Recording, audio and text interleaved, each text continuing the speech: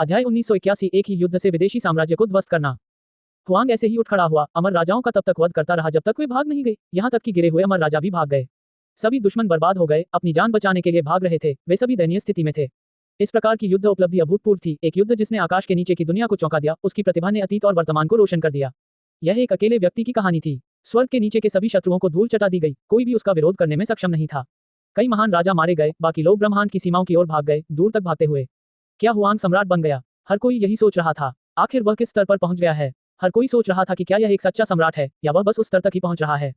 शेहाओ ने दुनिया पर अपना दबदबा कायम किया, अमर क्षेत्र से बाहर निकलकर असीम शून्य में प्रवेश करते हुए विदेशी क्षेत्र में पहुंच गया। उसने तुरंत आक्रमण नहीं किया, बल्कि शून्य में खड़ा रहा। हान, अनंत शुभ रंग बिरंगी रोशनी उसके शरीर की ओर दौड़ रही थी। वह अपनी चोटों को ठीक कर रहा था, उम्मीद कर रहा था कि उसकी हालत में सुधार होगा। उसकी चोटें बहुत गंभीर थीं, उसका शरीर निशानों से भरा हुआ था, हर जगह दरारें थीं। ऐसा लग रहा था मानो सबसे नाजुक मिट्टी के बर्तन को जोरदार टक्कर लगी हो और फिर उसे जबरदस्ती जोड़कर जोड़ा गया हो। अपनी सफलता के लिए उन्होंने यही कीमत चुकाई। उसके भीतर प्रकाश का एक क्षेत्र था जो ऊपर नीचे हो रहा था, उसके शरीर से तीव्रता से टकरा रहा था। यह उसकी आत्मा थी, हालांकि वह विलीन होने लगी थी, फिर भी वह अस्थिर थी, उसके शरीर से बाहर निकलना चाहती थी। महान दाव प्रतीक फूट पड़े, अनंत शुभ चमक उमड़ पड़ी, शेहाओ के चारों ओर लिप गई। ऐसा लग रहा था मानो कोई पुनर्जन्म हो रहा हो, जो कोकून से बाहर निकलकर पुनर्जन्म लेना चाहता हो। उसकी आभा अधिक से अधिक शक्तिशाली होती गई। हालांकि अंत में शेहाओ ने मुंह से खून निकाला। उसका शरीर लड़खड़ा गया, उसकी हालत बहुत गंभीर थी, वास्तव में पूरी तरह से ठीक होने में असमर्थ था। वह भौचक्का रह गया, उसकी चोटों को पूरी तरह से ठीक करना मुश्किल था। इसके अलावा उसकी हालत धीरे धीरे और भी गंभीर होती जा रही थी। हालांकि यह बहुत स्पष्ट नहीं था, फिर भी वह महसूस कर सकता था कि यह उसके जीवन और मृत्यु के लिए बहुत बड़ा खतरा था। मेरे दाव शरीर को जला दो, मेरे दाग मिटा दो, शेहाओ ने धीमी गर्जना की। इसके तुरंत बाद बीज के रूप में शरीर के साथ उसके मांस का हर इंच फट गया, एक अनंत आभा जारी की। उसका सार और आधार बढ़ गया, उसकी जादुई शक्ति एक समुद्र की तरह उसके शरीर के खिलाफ दौड़ रही थी, उसकी आत्मा को साफ कर रही थी। उसके शरीर में प्रकाश का वह क्षेत्र भी उसके साथ प्रतिध्वनित हो रहा था। वह अपना स्वयं का सार रक्त पी रहा था तथा अपनी वर्तमान खतरनाक स्थिति को बदलने की पूरी कोशिश कर रहा था। हालांकि अभी भी परिणाम वैसा नहीं था जैसा उसने उम्मीद की थी। अंत में वह केवल संतुलन की स्थिति बनाए रख सका। उसकी चोटें अब और नहीं बिगड़ी, बल्कि उसी तरह स्थिर हो गईं। इस प्रक्रिया के दौरान विदेशी राजाओं ने उसकी हालत देखी, लेकिन किसी ने भी कार्रवाई करने की हिम्मत नहीं की। कोई भी आगे नहीं बढ़ा, सभी वापस विदेशी राज्य में भाग गए। ऐसा इसलिए था क्योंकि कुछ समय पहले ही शेहाओ ने सभी दिशाओं में अपना रास्ता बनाया था। इस शक्ति ने वास्तव में उन्हें चकित कर दिया था और उन पर एक अविस्मरणीय छाप छोड़ी थी। अंत में शेहाओ ने विदेशी क्षेत्र में प्रवेश किया और अपने रास्ते में कत्लेआम मचाया। चूंकि उसकी चोटें ऐसी थीं और साथ ही वह अपनी स्थिति को बदलने में असमर्थ था, इसलिए उसने अभी के लिए इसे अनदेखा कर दिया। वह अपने दुश्मनों का कत्लेआम करने जा रहा था। यदि आज उसने अपने शत्रुओं का नाश नहीं किया और भविष्य में उसके साथ कोई अप्रत्याशित घटना घट गई तथा उसकी चोटों के कारण मृत्यु हो गई, तो ये बहुत खेदजनक होगा। हालांकि शेहाओ को विश्वास था कि ये चोटें उसे रोक नहीं सकती और वह अंततः इस पास को पार कर लेगा। हुआंग आया। विदेशी क्षेत्र में किसी ने दहाड़ लगाई, उनकी आवाज से सभी और कंपन होने लगा। सभी अमर प्राणी अंदर से कांप उठे, विभिन्न कुलों के सभी साधक बहुत हिल गए। हुआंग का नाम बहुत पहले ही विदेश में फैल चुका था। हालांकि जब उन्होंने अतीत के बारे में सोचा कि कैसे वह सिर्फ एक छोटा सा किसान था, इसके अलावा उनके द्वारा उसे बंदी भी बना लिया गया था, तो किसने सोचा होगा कि वह आज इस स्तर तक बढ़ जाएगा और उनके लिए एक बड़ी आपदा बन जाएगा। अब हुआंग को कोई रोक नहीं सकता, वह सम्राट बन सकता है। ये खबर विदेशी क्षेत्र में बवंडर की तरह फैल गई, जिससे भारी खलबली मच गई। अमर क्षेत्र की लड़ाई को छुपाने का कोई तरीका नहीं था। अभी अभी किसी को इसके बारे में पता चला और फिर यह खबर विदेशी क्षेत्र में सुनामी की तरह फैल गई, जिससे बड़ी अराजकता फैल गई। उस समय हुआंग अभी भी नश्वर दाव डोमेन में था, फिर भी आज उसने वास्तव में अमर राजा दायरे को तोड़ दिया। इस प्रकार की तुलना बहुत बड़ी थी, जिसे हर किसी के लिए स्वीकार करना कठिन था। हालांकि कुलों के पास इसे स्वीकार करने के अलावा कोई विकल्प नहीं था। अब उसने अपने रास्ते पर कत्लेआम मचाना शुरू कर दिया, जिससे बड़ी अराजकता फैल गई, यहाँ तक कि शक्तिशाली कुल भी चौंक गए, उनके खिलाफ साजिश रचे जाने से डर गए। हान, शेहाओ नीचे उतरा, विदेशी क्षेत्र को नीचे देखते हुए। उसकी आंखें चमक से घूम रही थीं, मानो समय की अंतहीन नदी ऊपर नीचे हो रही हो। इस तरह की आभा ने आसपास के सभी प्राणियों को सीधे कांपने पर मजबूर कर दिया। वे अपने शरीर को नियंत्रित करने में असमर्थ थे क्योंकि वे घुटनों के बल बैठे थे। ये उनके शरीर थे, उनका मांस उनकी अपनी इच्छाओं को प्रकट कर रहा था। वे भय से कांप रहे थे, बहुत घबरा रहे थे। रियल सागर में वापस न लौटना और विदेशी क्षेत्र में भाग जाना एक ही परिणाम देगा, दोनों ही अपने विनाश के मार्ग पर चलेंगे।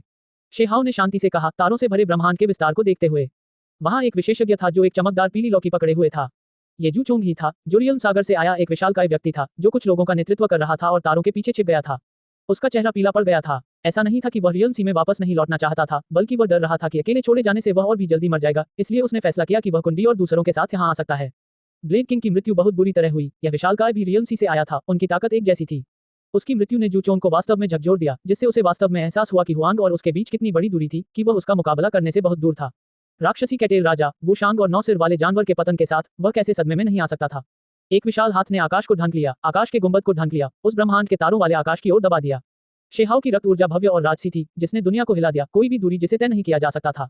हुआंग, मैं तुम्हारे खिलाफ सब कुछ दांव पर लगाने जा रहा हूँ, जू चोंग दहाड़ कर बोला। उसने अपने अमर राजा जादुई कलाकृति को सक्रिय कर दिया। वह लो की तुलना में बहुत बड़ी हो गई, एक बड़े सुनहरे पहाड़ की तरह गिर रही थी। ये कई महान सितारों से भी बड़ी थी और इस तारों भरे आकाश को भर रही थी। पिंग, पीली लौ की चमक उठी। उस बड़े हाथ से छोड़े गए प्रकाश के पर्दे से टकराने के बाद वह घूम गई, तेजी से सिकुड़ती हुई और शेहाओ के हाथ में आ गिरी। महान हाथ की ताकत बिल्कुल भी कम नहीं हुई। वह जू चोन के शरीर पर वार करके नीचे गिर गया। उसके शरीर की सारी हड्डियां फट गईं। वह खुद का बचाव करने में असमर्थ हो गया। पीढ़ी का ये विशालकाय व्यक्ति केवल शिकायत ही कर सकता था। उसने जोर से चिल्लाया। उसका शरीर नष्ट हो गया था, इसलिए वह अपनी आदिम आत्मा के साथ भागना चाहता था। अंत में शेहाओ ने उसे पकड़ लिया। कुछ चीजें थी जो वह उससे पूछना चाहता था। वह दायरे के समुद्र के कुछ रहस्यों को समझना चाहता था, इसलिए उसने उसे ब्लेड किंग की आदिम आत्मा के साथ बिजली के पूल में फेंक दिया। अन्य गिरे हुए अमर राजा भी यहाँ टुकड़े टुकड़े हो गए। शेहाओ ने उनकी आदिम आत्मा की छाप को चकनाचूर कर दिया, उन्हें जीवित नहीं छोड़ा। ये दृश्य यहाँ सभी कुलों के विशेषज्ञों ने देखा। वे सभी अंदर से कांप उठे, अविश्वसनीय रूप से हैरान। राजाओं को मारा नहीं जा सकता था, उनकी आदिम आत्माएं अमर थीं। ये अवधारणाएं पहले से ही अतीत की बातें बन चुकी थीं। उसके लिए यह इतना मुश्किल नहीं था। उसने सीधे तौर पर दिग्गजों और राजाओं को मार डाला। हुआंग कितना शक्तिशाली था। राजा स्तर को पार कर सम्राट बन गया। उन्होंने वास्तव में ये हासिल किया, अतीत से लेकर वर्तमान तक एक ऐसी किंवदंती स्थापित की जो पहले कभी नहीं देखी गई। सभी कबीले हैरान थे, सभी डरे हुए थे। ये बात खास तौर पर राजाओं के मामले में थी। वे सभी अब निराशा में थे। केवल वे ही जानते थे कि उन्होंने 9 स्वर्गों और 10 पृथ्वियों के साथ पहले क्या क्या किया था। उस समय उन्होंने जाति और ताकत की परवाह किए बिना सभी का वध कर दिया, यहाँ तक कि नश्वर लोगों का भी नरसंहार किया। अमर प्राचीन के अंतिम चरण के दौरान 9 स्वर्ग 10 पृथ्वी पूरी तरह से खाली थे। हड्डियां पहाड़ों की तरह ढेर हो रही थी, खून नदियों की तरह बह रहा था। हुआंग का आगमन, क्या ये कर्म का एक महान निपटान था। शेहाओ आगे बढ़ा, उसका शरीर पहाड़ की तरह स्थिर था। वह विदेशी क्षेत्र के केंद्र में प्राचीन भूमि के पास पहुंचा। वहां एक मंदिर था, प्राचीन और महान परिवर्तनों से भरा हुआ। उससे एक हल्की सुनहरी चमक निकल रही थी। यह अतुलनीय रूप से दिव्य था। कुंदी यहाँ था, भागकर वापस आ रहा था। वह निराशा के करीब था। हुआंग पहले से ही सम्राट बनने के बेहद करीब था, जिससे वह निराश और असहाय हो गया था। वह एक सुनहरे प्राचीन मंदिर के पास बैठ गया। यहाँ कई अन्य राजा भी एकत्रित हुए थे। ये वह अंतिम स्थान था जहाँ वे भाग सकते थे। अब भी वे इसे स्वीकार करने को तैयार नहीं थे, यह मानने को तैयार नहीं थे कि किसी ने राजा के दायरे में सेंध लगाकर अभूतपूर्व भव्य अवसर स्थापित किया है। हालांकि उनके लिए यह निराशा की स्थिति थी। Scarlet King, demonic cattle king, Wu Shang, ये सभी मर गए। युवा पीढ़ी, तुम। कुंदी ने अपनी आंखों से ठंडी रोशनी छोड़ी, उसकी हत्या करने की मंशा बह निकली। हालांकि उसे एक तरह की शक्तिहीनता महसूस हुई। अंधाधुंध हत्यारे मारे जाने के लायक हैं। शीहाओ ने ठंडे स्वर में कहा। अतीत में 9 स्वर्गों और 10 पृथ्वियों के सभी प्रतिभाशाली व्यक्ति मारे गए थे। गवाह के रूप में खड़ा होने के लिए भी कोई नहीं बचा था। इसके अलावा विदेशी क्षेत्र हमेशा आक्रमणकारी थे। 9 स्वर्ग 10 पृथ्वी केवल खुद का बचाव करने की कोशिश कर रहे थे, इस दुनिया को खत्म करने वाली आपदा का सामना कर रहे थे। शेहाओ को विदेशी क्षेत्र के राजाओं के लिए कोई सहानुभूति महसूस नहीं हुई। अब आप सभी के गिरने का समय आ गया है। मैं आप सभी को अपने रास्ते पर आगे बढ़ने में मदद करूंगा। शेहाओ ने बर्फीले भाव से कहा। क्या आपको लगता है कि हमें मारना हमारे राज्य को नष्ट करने के समान होगा? भ्रमपूर्ण सोच। मेरे राज्य के सबसे शक्तिशाली प्राणी राज्य सागर में हैं। वे सम्राट पतन के युग के दौरान पहले ही गायब हो चुके हैं। तब से अब तक अनगिनत युग बीत चुके हैं। वे शायद बहुत पहले ही सम्राट बन चुके होंगे। वे जल्दी या बाद में आकर आपके साथ मामले सुलझा लेंगे। यहाँ एक अमर राजा उन्मादपूर्ण तरीके से दहाड़ रहा था, पागलों की तरह चिल्ला रहा था। जब प्रलय आया तो उनके जैसे शक्तिशाली लोग भी शांति से मौत का सामना नहीं कर सके। क्या कोई है जो दौड़ना चाहता है? शेहाओ ने अपना सिर उठाया। उसने विदेशी क्षेत्र की एक निश्चित दिशा की ओर देखा। फिर अपने हाथ को ऊपर उठाते ही तलवार की ऊर्जा की एक धार निकली, जो शानदार और अतुलनीय थी, विदेशी क्षेत्र की दीवारों को चीरती हुई, उसके रास्ते में कत्लेआम करती हुई। रक्त की चमक टिमटिमा रही थी। एक अमर राजा को काट दिया गया था। उसकी आदिम आत्मा की छाप संघर्ष कर रही थी, लेकिन फिर उसे लगातार तलवार की चमक से काटा जा रहा था, जो पतली हवा में धुएं की तरह गायब हो रही थी। वह रियम सागर की ओर भाग जाना चाहता था और फिर वापस नहीं लौटना चाहता था, लेकिन फिर भी उसकी यही मृत्यु हो गई। भले ही विदेशी क्षेत्र बड़ा था, लेकिन अब शेहाओ की साधना कितनी भयानक थी। एक ही विचार से वह पूरे ब्रह्मांड को देख सकता था। अगर राजा भागना चाहते थे तो वे उनकी नजर से कैसे बच सकते थे? हुआंग, क्या तुम आज विनाश करने जा रहे हो? दूर 2 राजा एक दूसरे के बगल में खड़े थे, इस दिशा में दहाड़ रहे थे। वे अतुलनीय रूप से विशाल थे, विशाल पृथ्वी के विस्तार पर खड़े थे। उनकी अमर आभा ने सभी दिशाओं को अपनी चपेट में ले लिया। शेहाओ ने एक नजर में ही उसे पहचान लिया। उसे एहसास हुआ कि ये 3000 प्रांतों से छीना गया सिन प्रांत है। इसे पहले अनलान ने हड़प लिया था। उस प्रांत के सभी लोग अंधेरे में गिरकर मर गए। अब वहां कोई था जिसके बाएं हाथ में एक प्राचीन ढाल थी, दाएं हाथ में एक सुनहरा भाला। वह ऊंचा खड़ा था, उसका आकार बादलों में ऊंचा था। उसने इस दिशा में घूरा और फिर उस भाले को भयंकर तरीके से बाहर फेंक दिया। ये वास्तव में अनलान था। वह दूसरों के साथ विदेशी क्षेत्र की रक्षा करने का प्रभारी था। वह शेहाओ को घेरने और मारने के लिए अमर क्षेत्र में नहीं गया था, लेकिन अब वह पूरी ताकत से हमला करने के लिए प्रकट हुआ। ऐसा इसलिए था क्योंकि अब अगर वह भागना भी चाहे तो वह नहीं भाग सकता था। हुआंग की दिव्य जागरूकता बहुत शक्तिशाली थी, जिसने सभी दिशाओं को सील कर दिया था। अगर वे इस क्षेत्र में प्रवेश करना चाहते थे या छोड़ना चाहते थे तो सब कुछ उसकी दिव्य जागरूकता के दायरे में था। भाला बहुत ही तेजस्वी था, उसमें से दिव्य चमक निकल रही थी। वह बहुत शक्तिशाली था। वह लाखों करोड़ों ली दूर से आकर स्वर्ग और पृथ्वी को चीरता हुआ आया। वह बहुत शक्तिशाली था, उसे रोकना असंभव था। शेहाओ ने एक जोरदार दहाड़ लगाई। ये पहली बार था जब उसने इस लड़ाई में अपने व्यवहार पर नियंत्रण खो दिया था। जब उसने अनलान को देखा तो उसने बहुत कुछ सोचा। ये सब सिन प्रांत था। इस व्यक्ति के हाथों अनगिनत जीव नष्ट हो गए। गर्जन। शेहाओ ने एक जोरदार दहाड़ लगाई। उसका शरीर उछलकर अंतरिक्ष में ऊंचा उठ गया। उसका जादुई शरीर बिना किसी सीमा के विशाल था, इतना बड़ा कि पूरा विदेशी क्षेत्र ढहने वाला था, टूटने वाला था, उसके अस्तित्व को सहारा देने में असमर्थ था। उसके शरीर के बाहर बेजोड़ अमर प्रकाश उमड़ पड़ा, अराजक ऊर्जा मुक्त हुई। वह बड़ा हो गया, उसका आकार अनलान से कहीं ज्यादा बड़ा हो गया। ऐसा लग रहा था मानो कोई विशालकाय प्राणी किसी चींटी को देख रहा हो। पू शी हाओ ने अपना हाथ उठाया, सिन प्रांत और आसपास की विशाल धरती को ढक दिया। सोने का भाला जो छेद कर गया था तुरंत टूट गया। कचा की आवाज के साथ वह सैकड़ों टुकड़ों में चूर हो गया। हान अनलान के सिर पर प्रकाश की अंतहीन वर्षा हुई। उसका शरीर तब तक कुचला गया जब तक कि वह मुड़ नहीं गया और फिर एक बार फिर डूब गया। अंत में वह बिल्कुल भी हिल नहीं सका, उसकी लाश पूरी तरह से कुचल गई। ये शेहाओ का सबसे शक्तिशाली प्रहार था, उसे एक भी मौका नहीं दिया गया। उसके हाथ उठाने से अनलान की आदिम आत्मा बिखर गई, राख में बदल गई। ची सुनहरी रोशनी टिमटिमा उठी, वह टूटा हुआ भाला पिघल गया, सुनहरा तरल बन गया, अनलान के शरीर को सील कर दिया, उस सिर को नीचे झुकाए हुए रुख को बनाए रखा। ये शरीर यहीं रह गया, एक शाश्वत मूर्ति बन गया। गर्जन बगल में शुतुओ दहाड़ता हुआ बाहर आया, संघर्ष कर रहा था। हालांकि शेहाओ के बड़े हाथ की आड़ में उसका भाग्य अनलान से अलग था। उसका सिर नीचे झुका हुआ था, लगभग घुटनों के बल इस तरह मर रहा था। फिर शीहाओ के हाथ से उसका हथियार भी पिघल गया और धातु तरल में बदल गया, जिससे उसकी मुद्रा सील हो गई और एक और शाश्वत मूर्ति बन गई। दो शक्तिशाली प्राणी ऐसे ही मर गए, उनके सिर झुके हुए थे, मानो वे पाप प्रांत के लाखों मृत प्राणियों के सम्मान में घुटने टेक रहे हों। सभी ने ये सब विस्फारित आंखों से देखा, सभी अत्यंत स्तब्ध थे। हुआंग, तुम दूसरों को बहुत धमकाते हो। तुम आज मेरे राज्य को नष्ट करना चाहते हो। ये तुम्हारी इच्छा के अनुसार नहीं होगा। तुम नरक में जा सकते हो। कुंदी एक घायल बूढ़े जानवर की तरह था जो इस समय दहाड़ रहा था। उन्होंने मूल प्राचीन कलाकृति को सक्रिय किया, अन्य अमर राजाओं के साथ मिलकर इसका समर्थन किया, उस छाया को बुलाया जिसका उपयोग हुआन को मारने के लिए करना चाहते थे। इसके अलावा इस बार कुंदी ने अभिनय किया, अपनी हथेली से अपनी छाती पर प्रहार किया, जिससे उसका अपना हृदय सार रक्त निकल आया।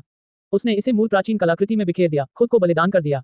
वरिष्ठ अन्य अमर राजा भयभीत हो गए। वह ऐसा कैसे कर सकता है? क्या कुंदी अब और जीना नहीं चाहता था? यह मूल रूप से उसकी अपनी जिंदगी को भी बर्बाद करना था। क्योंकि मूल प्राचीन कलाकृति चमक उठी, जिससे वास्तव में महान दिव्य शक्ति प्रकट हुई, अन्य अमर राजा तितर बितर हो गए। इससे अमर राजाओं को भी विपत्ति का सामना करना पड़ा। हान जब शेहाओ ने उसका सामना किया तो उसने दबाव की एक लहर महसूस की, जैसे कि कोई चीज थी जो उसे चुनौती देने के लिए उत्सुक थी, एक निर्णायक लड़ाई में उसके साथ लड़ना चाहती थी।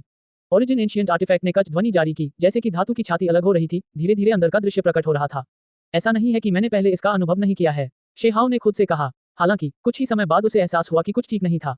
एक भयानक शक्ति थी जो उसे घेरे हुए थी और उससे टकरा रही थी। हे भगवान, मूल प्राचीन कलाकृति टूट गई। ये वास्तव में हुआन का सामना करते समय खुली। कुछ लोग घबराकर चिल्ला उठे। हान ये छाती फूल की पंखुड़ियों की तरह खिलकर टूट रही थी। इसकी बहुरंगी चमक अतुलनीय थी। इस ओर देखने वाले सभी लोग खून के आंसू रोने लगे, मरने के लिए तैयार। कुंदी दहाड़ कर बोला, उसकी सारी रक्त ऊर्जा सूख गई थी। तुरंत ऐसा लगा कि वह मरने वाला है। उस मूल प्राचीन कलाकृति के अंदर एक जादुई छड़ी थी। यह इतनी लंबी नहीं थी, इसकी बनावट अविश्वसनीय रूप से प्राचीन थी, सामग्री सफेद हड्डी से पॉलिश की गई थी। छड़ी पर एक आकृति उकेरी गई थी, इसके अलावा गाढ़ा अंधकार पदार्थ स्रोत संघनित था। उसमें से प्रचंड चमक निकल रही थी। शेहाओ का दिमाग डूब गया। उस जादुई कलाकृति ने उसके भीतर के देवता के साथ हस्तक्षेप किया, उसके शरीर के साथ विलय को बाधित किया। वह इस जादुई छड़ी से डरता नहीं था, लेकिन इस समय उसका प्रकट होना वास्तव में सबसे खराब समय था। यहाँ तक कि उसने स्वयं भी यह उम्मीद नहीं की थी कि संदूक में रखी वस्तु उसके परिवर्तन की प्रक्रिया में बाधा उत्पन्न करेगी। शेहाओ को खांसी के साथ खून आने लगा और उसकी हालत बिगड़ती चली गई। वह लगातार खून खांस रहा था, उल्टी कर रहा था। इस परिवर्तन ने सभी को चौंका दिया। हा, कुंदी जोर से हंसा। वह मरने वाला था, लेकिन ये दृश्य देखने के बाद वह अब निराश नहीं था। अन्य अमर राजा सभी खुश थे। ये वास्तव में स्वर्ग को चुनौती देने वाला परिवर्तन था। अचानक एक दयनीय चीख सुनाई दी। एक प्राचीन आकृति दिखाई दी। समय के टुकड़े चारों ओर घूम रहे थे, समय के नियमों के इर्द गिर्द घूम रहे थे। ये वास्तव में पूर्वज गु था। उसने समय और स्थान के दाव नियमों को समझ लिया था। होंगलों की आवाज के साथ उसने कुंडी को उड़ा दिया, ओरिजिन एंशिएंट आर्टिफैक्ट के बगल में आकर उसे गले लगा लिया। फिर वह दूर तक उड़ गया, समय के टुकड़े उड़ते हुए, अतुलनीय रूप से चमकते हुए। जब वह संदूक शेहाओ से थोड़ा दूर चला गया तो वह अपने आप बंद हो गया। कुंदी क्रोधित हो गया। तुम ऐसा क्यों कर रहे हो? मुझे तुम्हारी इस तरह मदद की जरूरत नहीं है। शेहाओ परेशान था, अपने सामने देख रहा था। पूर्वज गु ने खून की खांसी की, उसके चेहरे पर एक कड़वी मुस्कान थी। उसका पूरा शरीर खून से लथपथ था, टूट रहा था। ओरिजिन एंशिएंट आर्टिफैक्ट के जादुई कर्मचारियों द्वारा चमकने के बाद यह स्पष्ट था कि वह अब और नहीं टिक सकता था। इतने लंबे समय तक विदेशी क्षेत्र में रहने के बाद मैं लगभग ये भी भूल गया था कि मैंने वास्तव में खुद को नहीं छोड़ा था।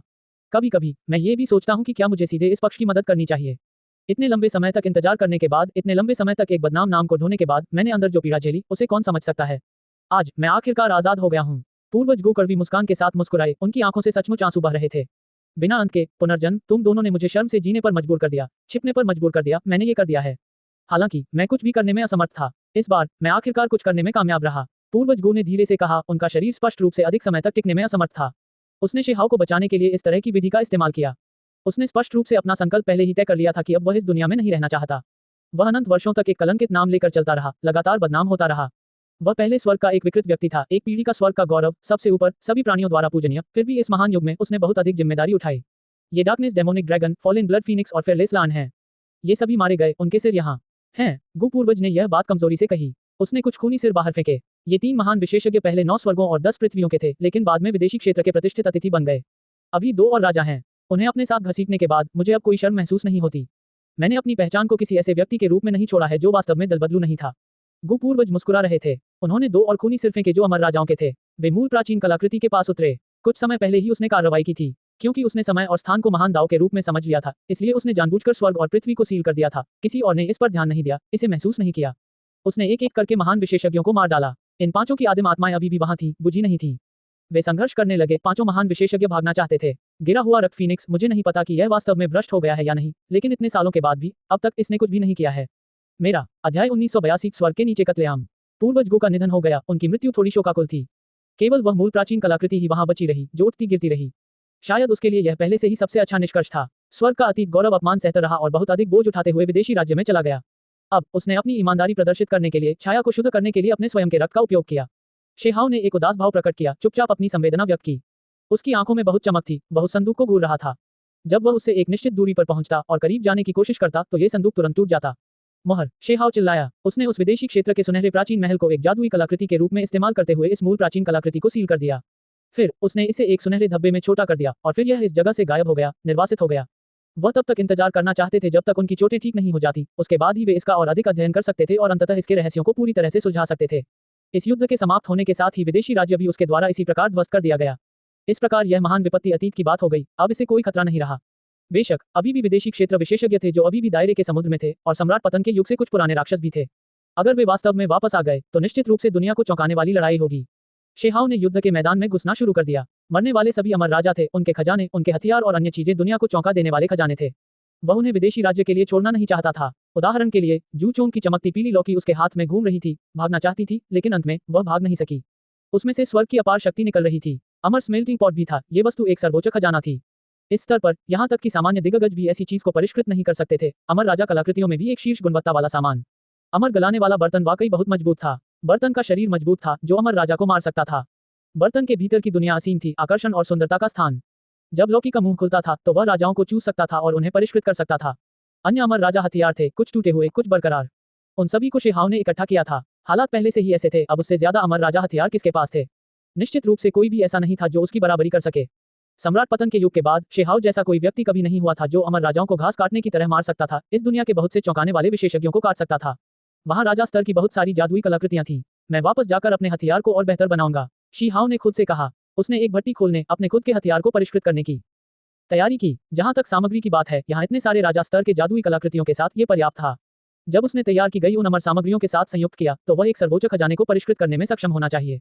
शेहाव इन राजाओं की दाव प्राप्ति कलाकृतियों को एक में मिलाना चाहता था, सब कुछ पूरी तरह से मिला देना चाहता था, एक बेजोड़ हथियार को परिष्कृत करना चाहता था जो उसका था। इन अमर राजाओं के घरों को भी उसने साफ कर दिया। इस काम में विनम्रता का कोई निशान नहीं था।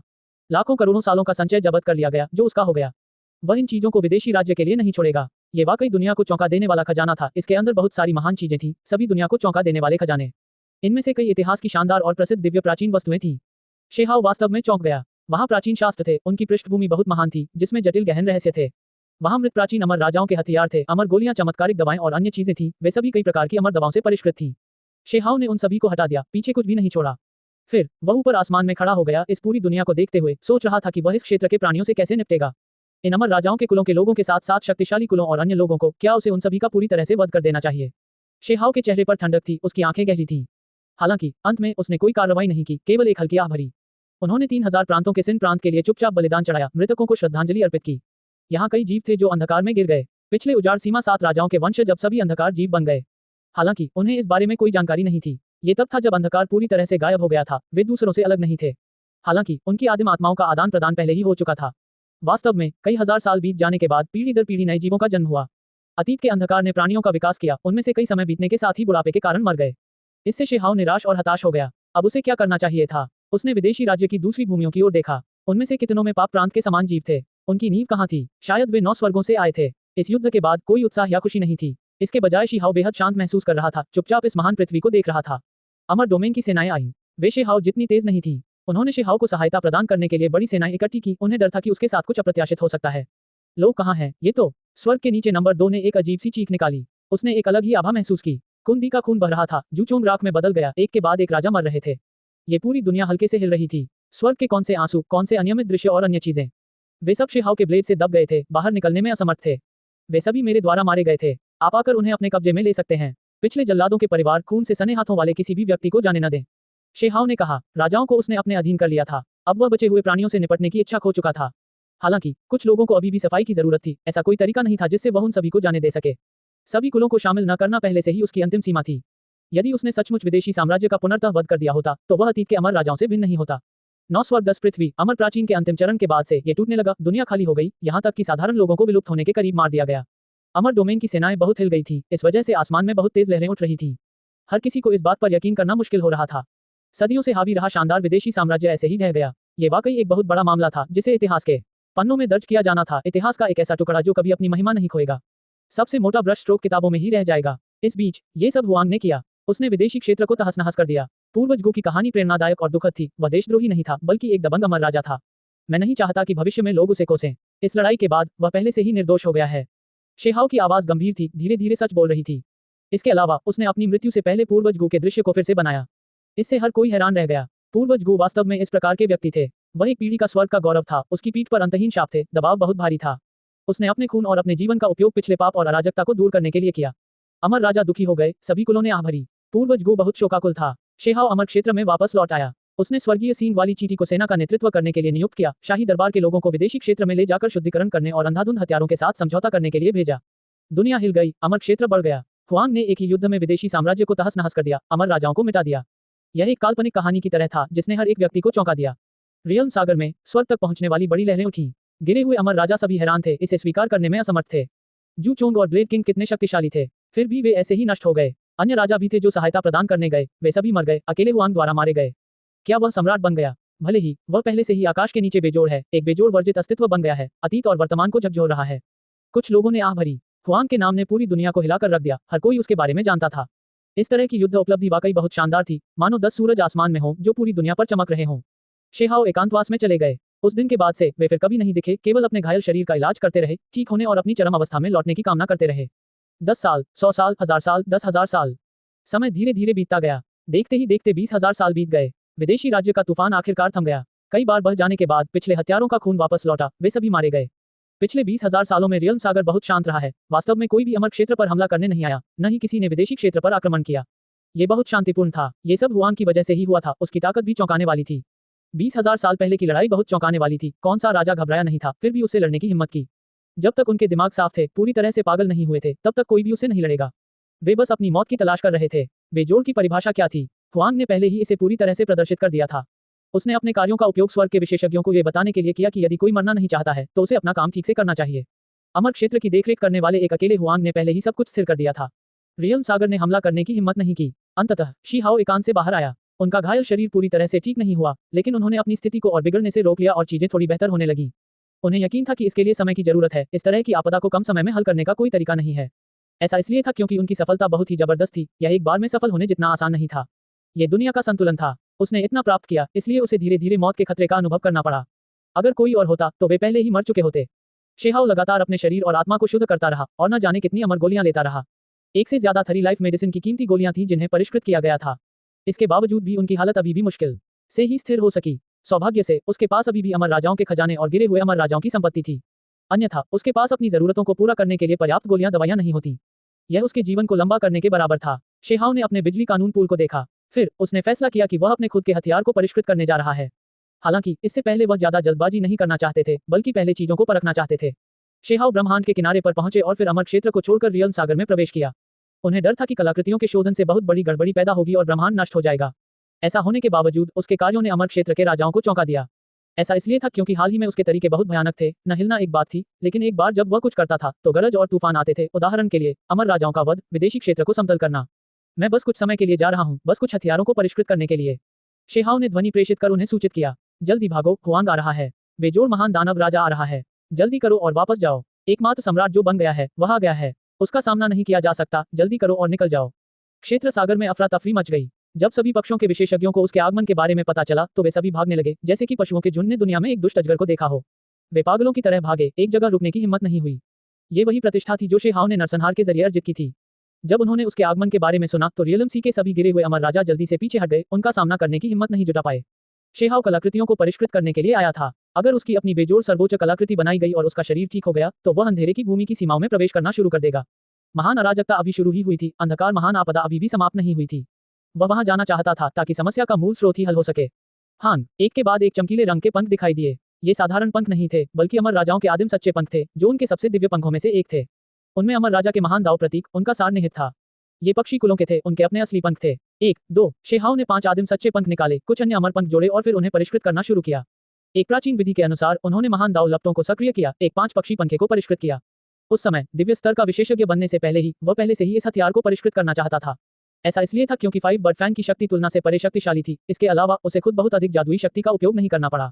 इसे परिष्कृत करने के बाद यह अपने आप काम कर सकता था।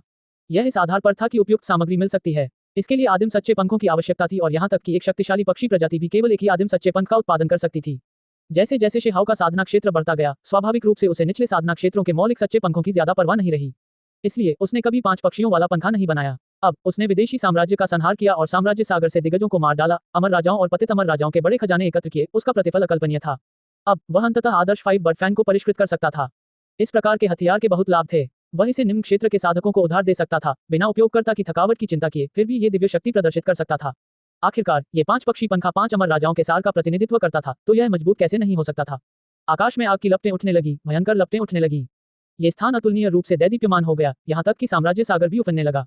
शेहाओ ने आखिरकार इस शोधन को पूरा करने में 7 साल लगा दिए। इससे कई लोग हैरान रह गए, सभी ईर्ष्यालु हो गए। यह एक जादुई कलाकृति थी जिसे अमर राजा भी चाहते थे। इतने हजारों साल बीत जाने के बाद भी उन शक्तिशाली अमर राजा कुलों के पास अभी भी 5 पक्षियों वाला पंखा नहीं था।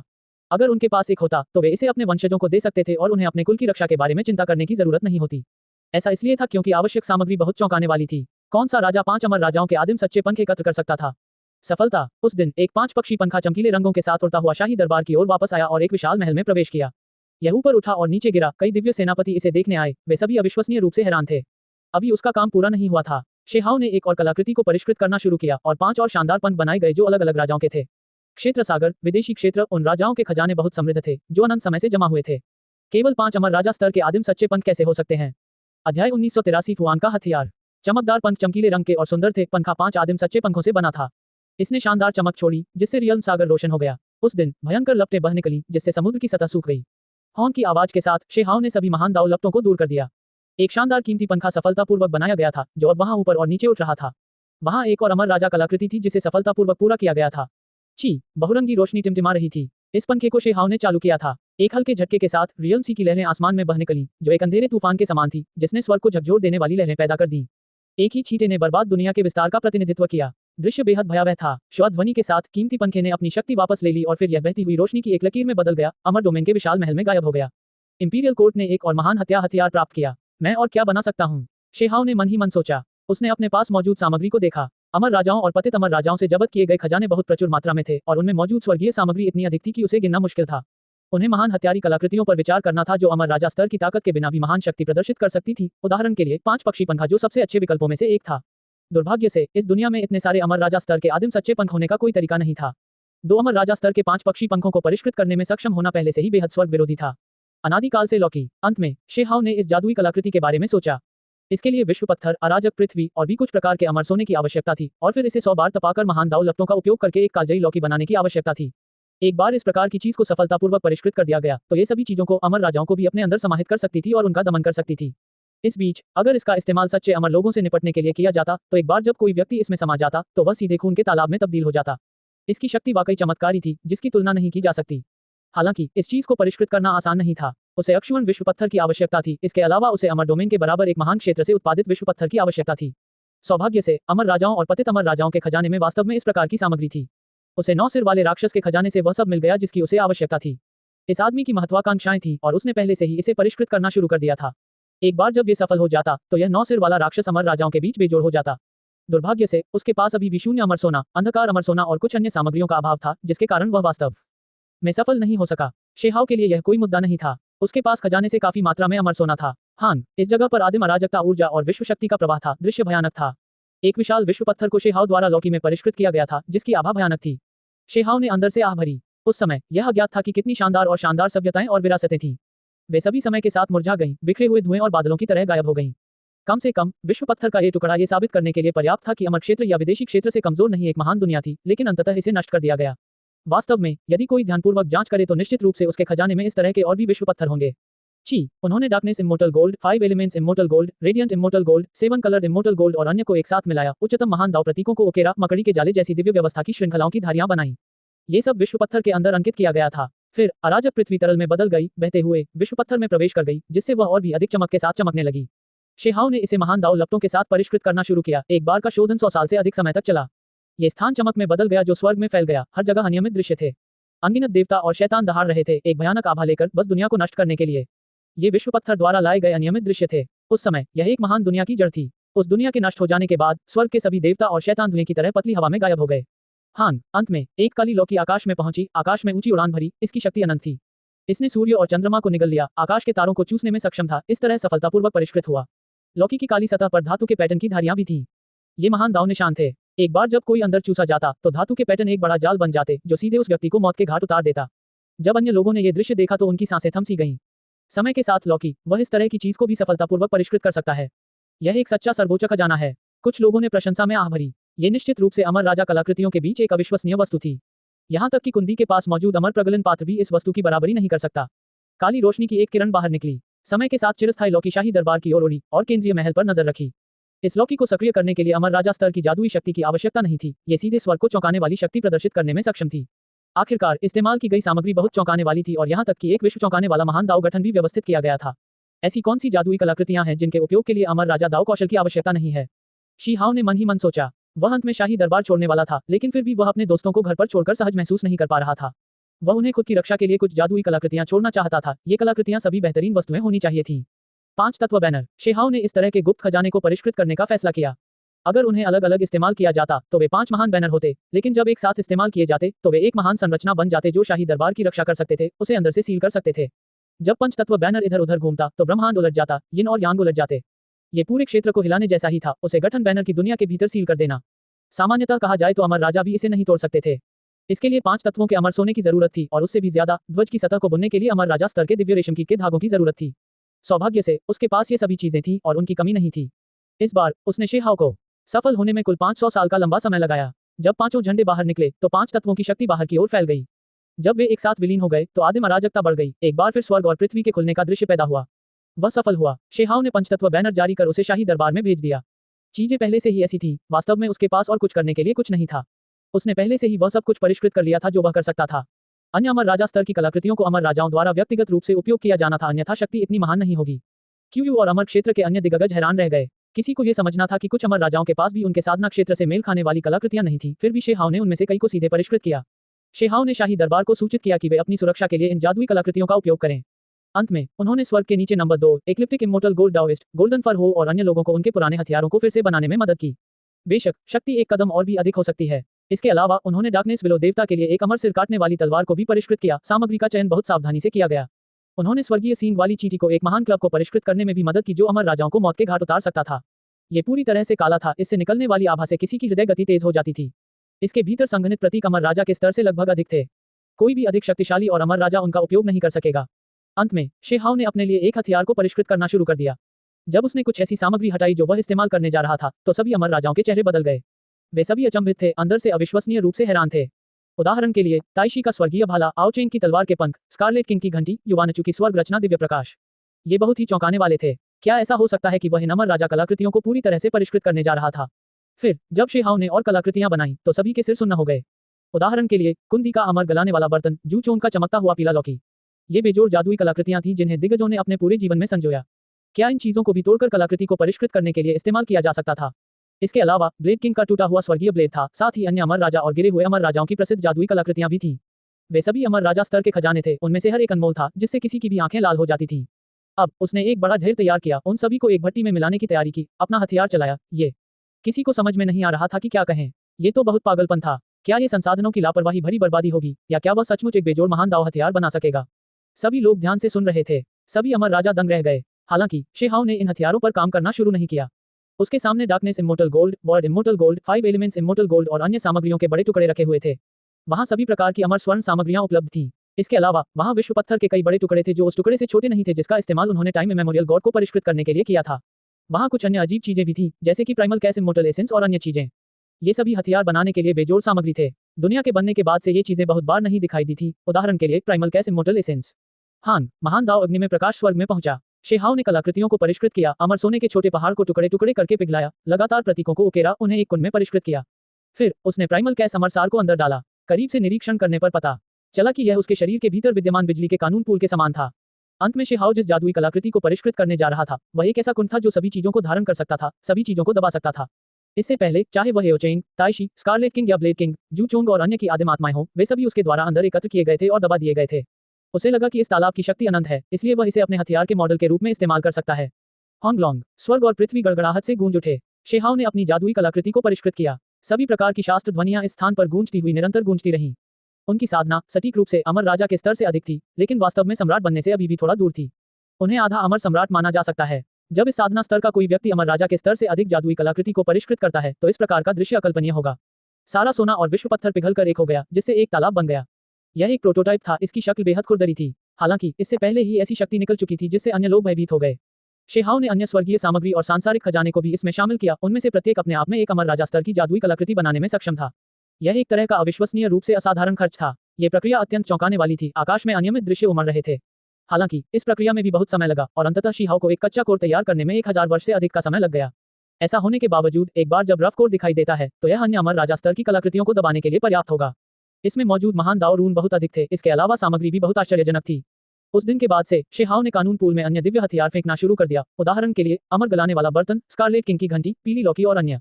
हर कोई बस स्तब्ध होकर देख सकता था। अब यह महसूस नहीं कर रहा था कि यह संसाधनों की बर्बादी थी। हर कोई जानता था कि हुआंग एक बेजोड़ हथियार बनाने जा रहा था जो अमर राजा दायरे से कहीं आगे निकल गया। ये वास्तव में थोड़ा बेकार है, शेहाओ ने खुद से यह कहा। ऐसा इसलिए था क्योंकि उसने इतने सारे हथियार नष्ट कर दिए थे, फिर भी वह केवल एक जादुई कलाकृति बना सका जो अमर सम्राट स्तर के करीब थी। ये थोड़ा दयनीय था। उच्च स्तरीय हथियारों को परिष्कृत करना अत्यंत कठिन था। सफल होने के लिए विश्व के सर्वोच्च स्तर के अमूल्य सार की आवश्यकता थी।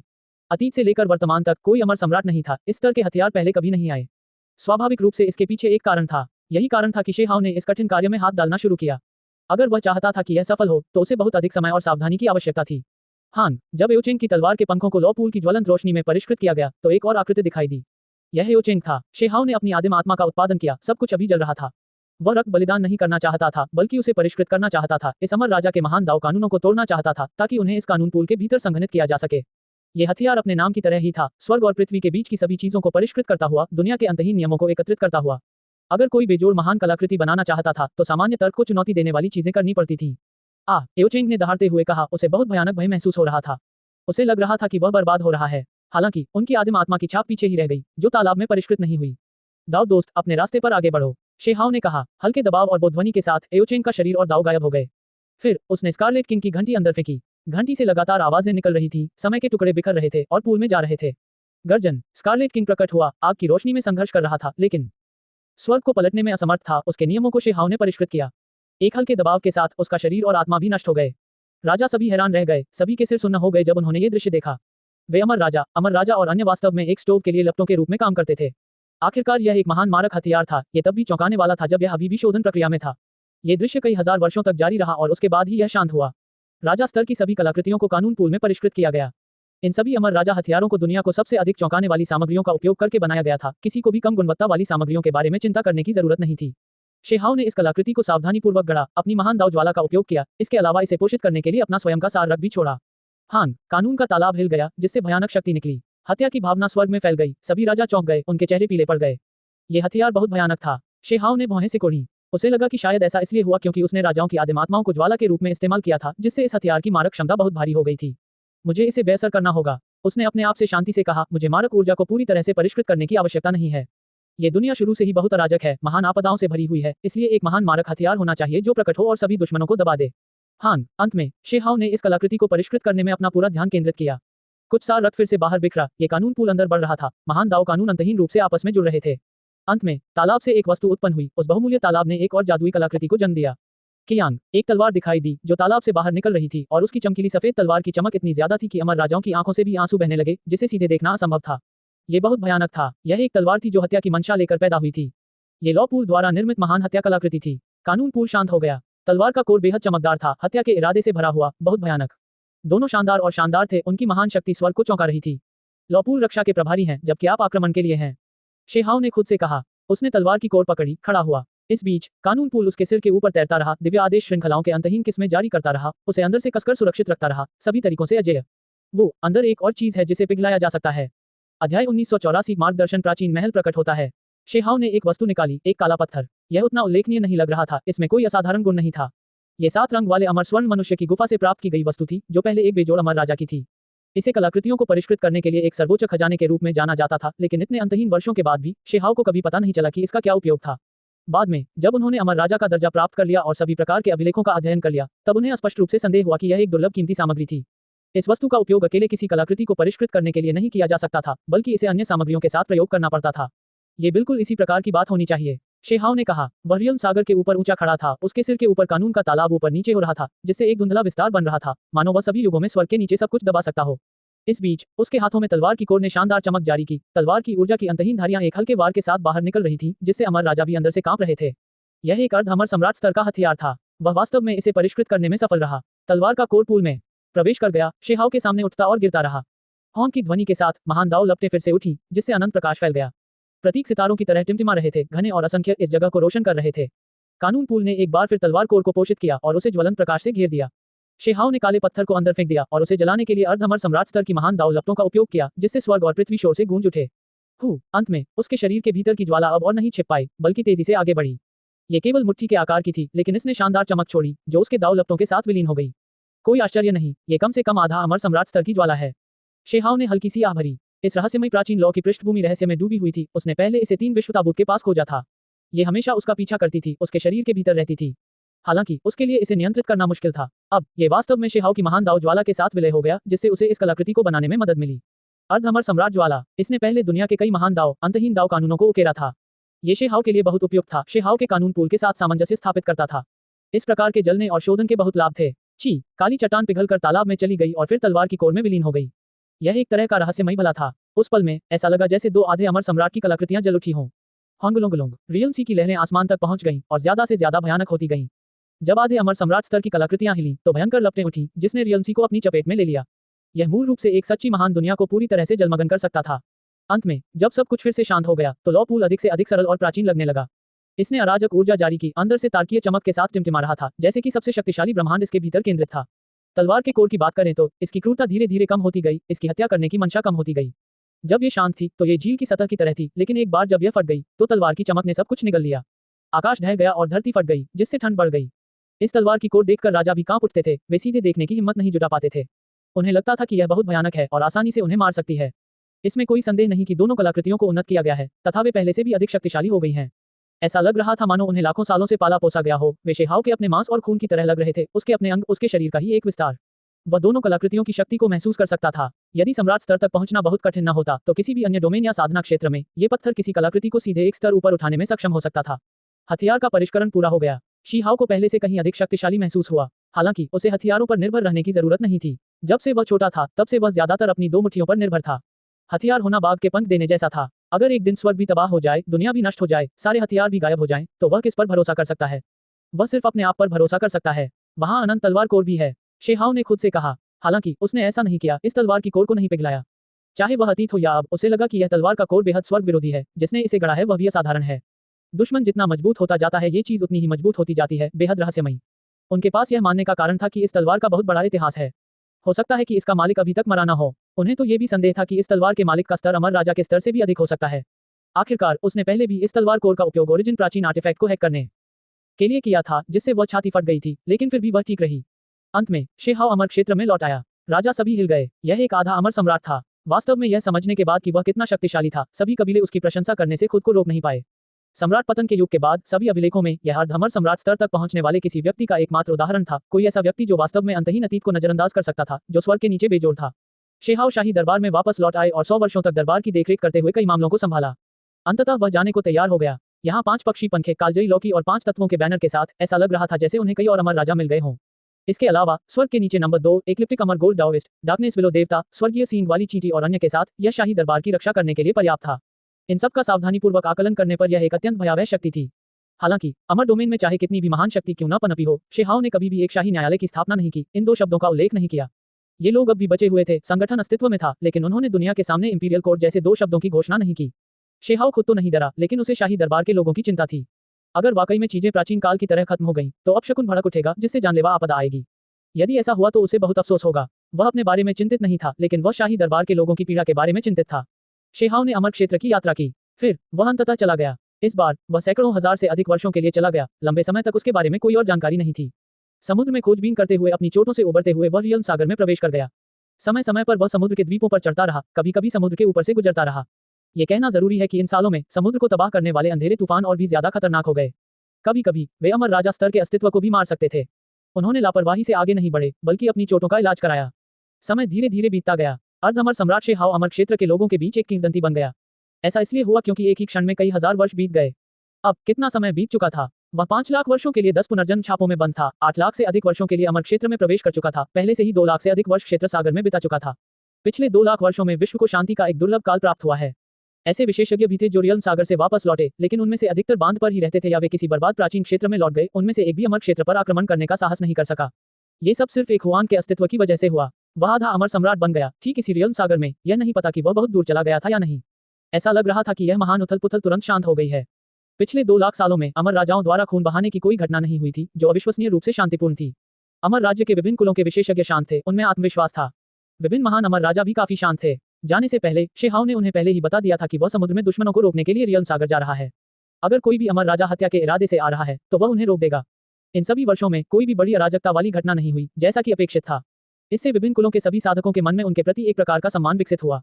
शाही दरबार के लोग अभी भी उसके बारे में सोच रहे थे। रियल सी में एक काला प्राचीन जहाज भूत की तरह धीरे धीरे आगे बढ़ रहा था। ये धीमा लग रहा था, लेकिन यह वास्तव में एक के बाद एक बर्बाद दुनियाओं में आगे बढ़ रहा था। ये खून से लथपथ एक प्राचीन जहाज था जो बहुत बड़ा था।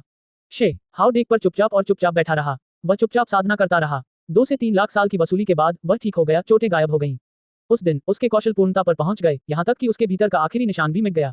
एक हांग शोर के साथ वह जीवन शक्ति से भरा हुआ था। उसकी महान दाव आभा पूरे क्षेत्र सागर में फैल रही थी। क्या आप सब वाकई रियल सी के दूसरी तरफ जाने के लिए मेरा इंतजार कर रहे हैं? शे हाओ खड़ा हो गया। उसने इतने सालों तक रियल सी के बाहर के इलाके की रखवाली की थी, लेकिन कभी भी उसे ऐसे किसी जीव का सामना नहीं करना पड़ा जिससे वह गिरना चाहता था। कुछ हजार साल बाद शे हाओ ने भौहें सिकोड़ी। उसके नीचे का बड़ा काला जहाज रुक गया। उसने एक अप्राकृतिक आभा की लहर महसूस की। रियल सागर में हर जगह आकृतियां थीं। कुछ जीव बहुत बड़े थे, पुराने राक्षसी पहाड़ों की तरह ऊंचे, भयानक दबाव लिए हुए। उनकी आंखें लाल, बेहद पागल, यहाँ इकट्ठा हुए थे। इतने सालों की शांति के बाद क्या आखिरकार कुछ लोग ऐसे थे जो अब और नहीं रोक सकते थे? शी हाओ ने खुद से कहा। एक प्राचीन पशु ने बड़ी गर्जना की, स्वयं को ऊपर फेंका, जिससे आकाश में बड़ी बड़ी लहरें उठने लगीं।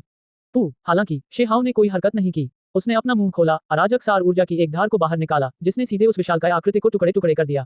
ये वास्तव में एक अर्धअमर सम्राट की शक्ति थी। अब शे हाओ की चोटें ठीक हो गई थीं। ये कहा जा सकता था कि वह और भी अधिक शक्तिशाली था। उसकी ताकत अकल्पनीय थी। उसी समय शाही दरबार में विस्फोट हो गया और बड़ी तबाही मच गई।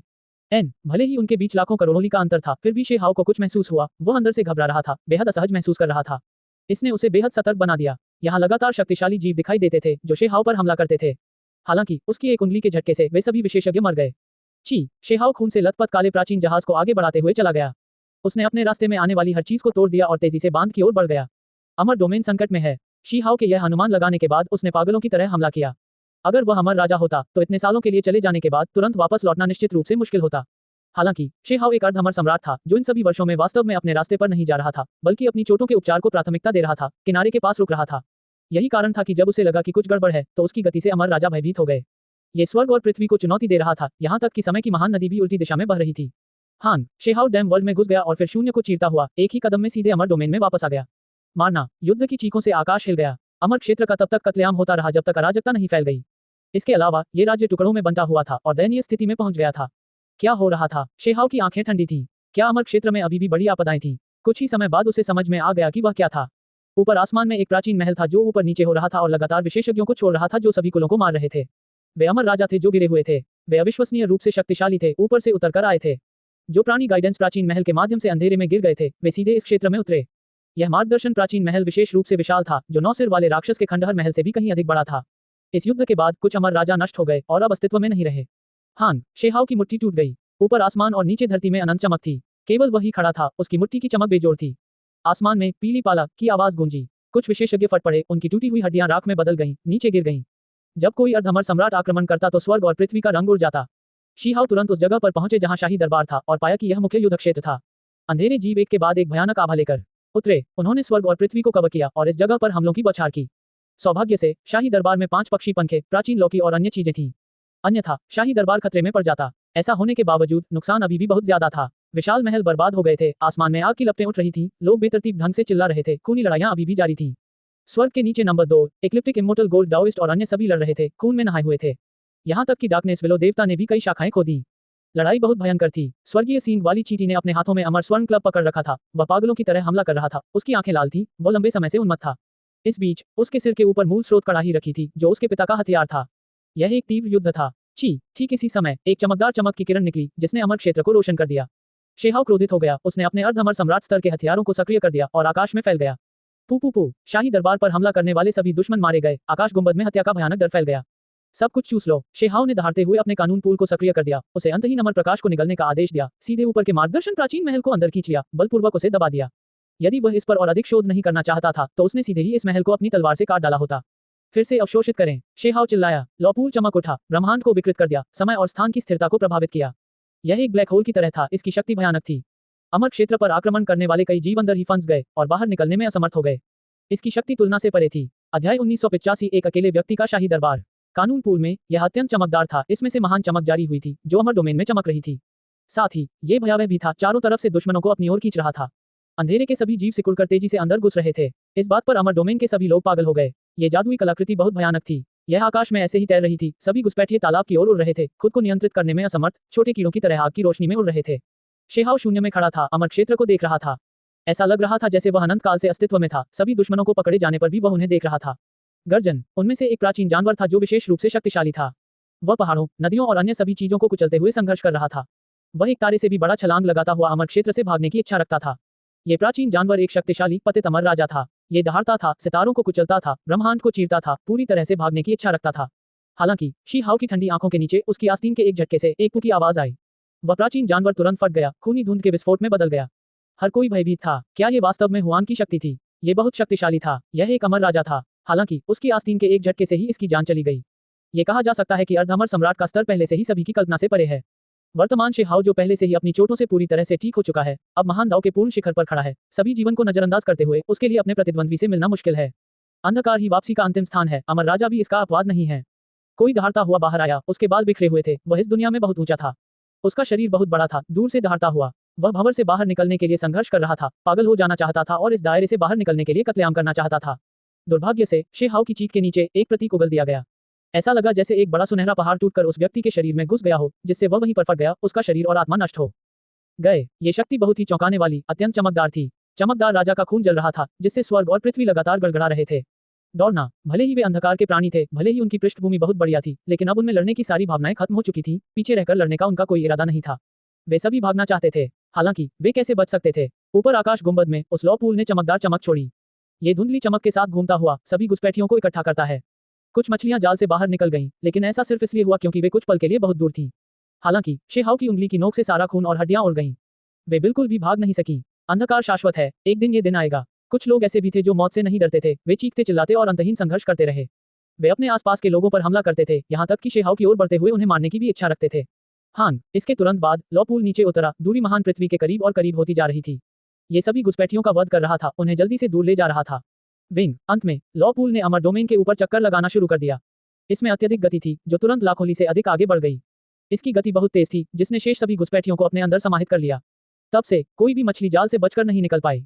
कुछ विशेषज्ञों को छोड़कर, जिन्हें शेहाव ने पूछताछ के लिए पीछे छोड़ दिया था, कानून पूल के एक भयंकर झटके और एक ध्वनि के साथ यह विशेषज्ञ पूरी तरह से खूनी धुंध में बदल गया। एक हिंसक मौत मर गया। तालाब में एक ज्वाला जलने लगी, जिसने उस प्राणी के कानून के निशानों को सोख लिया। फिर एक हल्के झटके से वे सभी राख और अवशेषों में बदल गए। यह एक महान हथियार था। अमर क्षेत्र के राजाओं के चेहरे भी हरे हो गए। ये बहुत भयानक था। अभी उनमें से कई अभी भी उन्हीं के स्तर पर तीव्रता से लड़ रहे थे। फिर भी अंत में वे सभी ऐसे ही मारे गए। ये तरीके कितने स्वर्ग विरोधी थे। डोंग, जिस स्थान पर गाइडेंस प्राचीन महल मूल रूप से ऊंचा था, वहां शून्यता दो भागों में विभाजित हो गई। भयानक ऊर्जा उमड़ पड़ी। काली धुंध आसमान में फैल गई, मानो कोई प्राणी पार करने की कोशिश कर रहा हो। शेहाव ने डर रहा। वह आकाश की ओर दौड़ा, वहीं रुका, उस दिशा में देखता रहा। मारना, उसने जोर से चिल्लाया। एक की आंख शोर के साथ उसने अपनी अमर तलवार खींची। चमकदार चमक ने अमर राजाओं की आंखों को तब तक डंक मारा जब तक कि उन्हें अपना सिर नीचे नहीं करना पड़ा। सीधे देखने की हिम्मत नहीं हुई। शेहाव ने उस खाली जगह को चीरते हुए इस रास्ते को और भी बड़ा कर दिया। वह देखना चाहता था कि आखिर कौन सा प्राणी उसके लिए उस पार जा रहा है।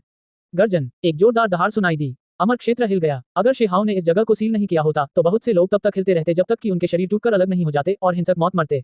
शेहाव ने देखा कि यह एक बहुत बड़ा जीव था। इसके 19 सिर थे, जो हरे रंग के शल्कों से ढके हुए थे, भयंकर और डरावने। 19 सिर अलग अलग थे। शरीर एक ड्रैगन का शरीर था, जो इधर उधर घूम रहा था, नाच रहा था। उसका आकार वाकई बहुत बड़ा था। उसके सबसे महीन तराजू चांद से भी ज्यादा चमकीले थे। उसकी आंखें ग्रहों जितनी बड़ी थीं।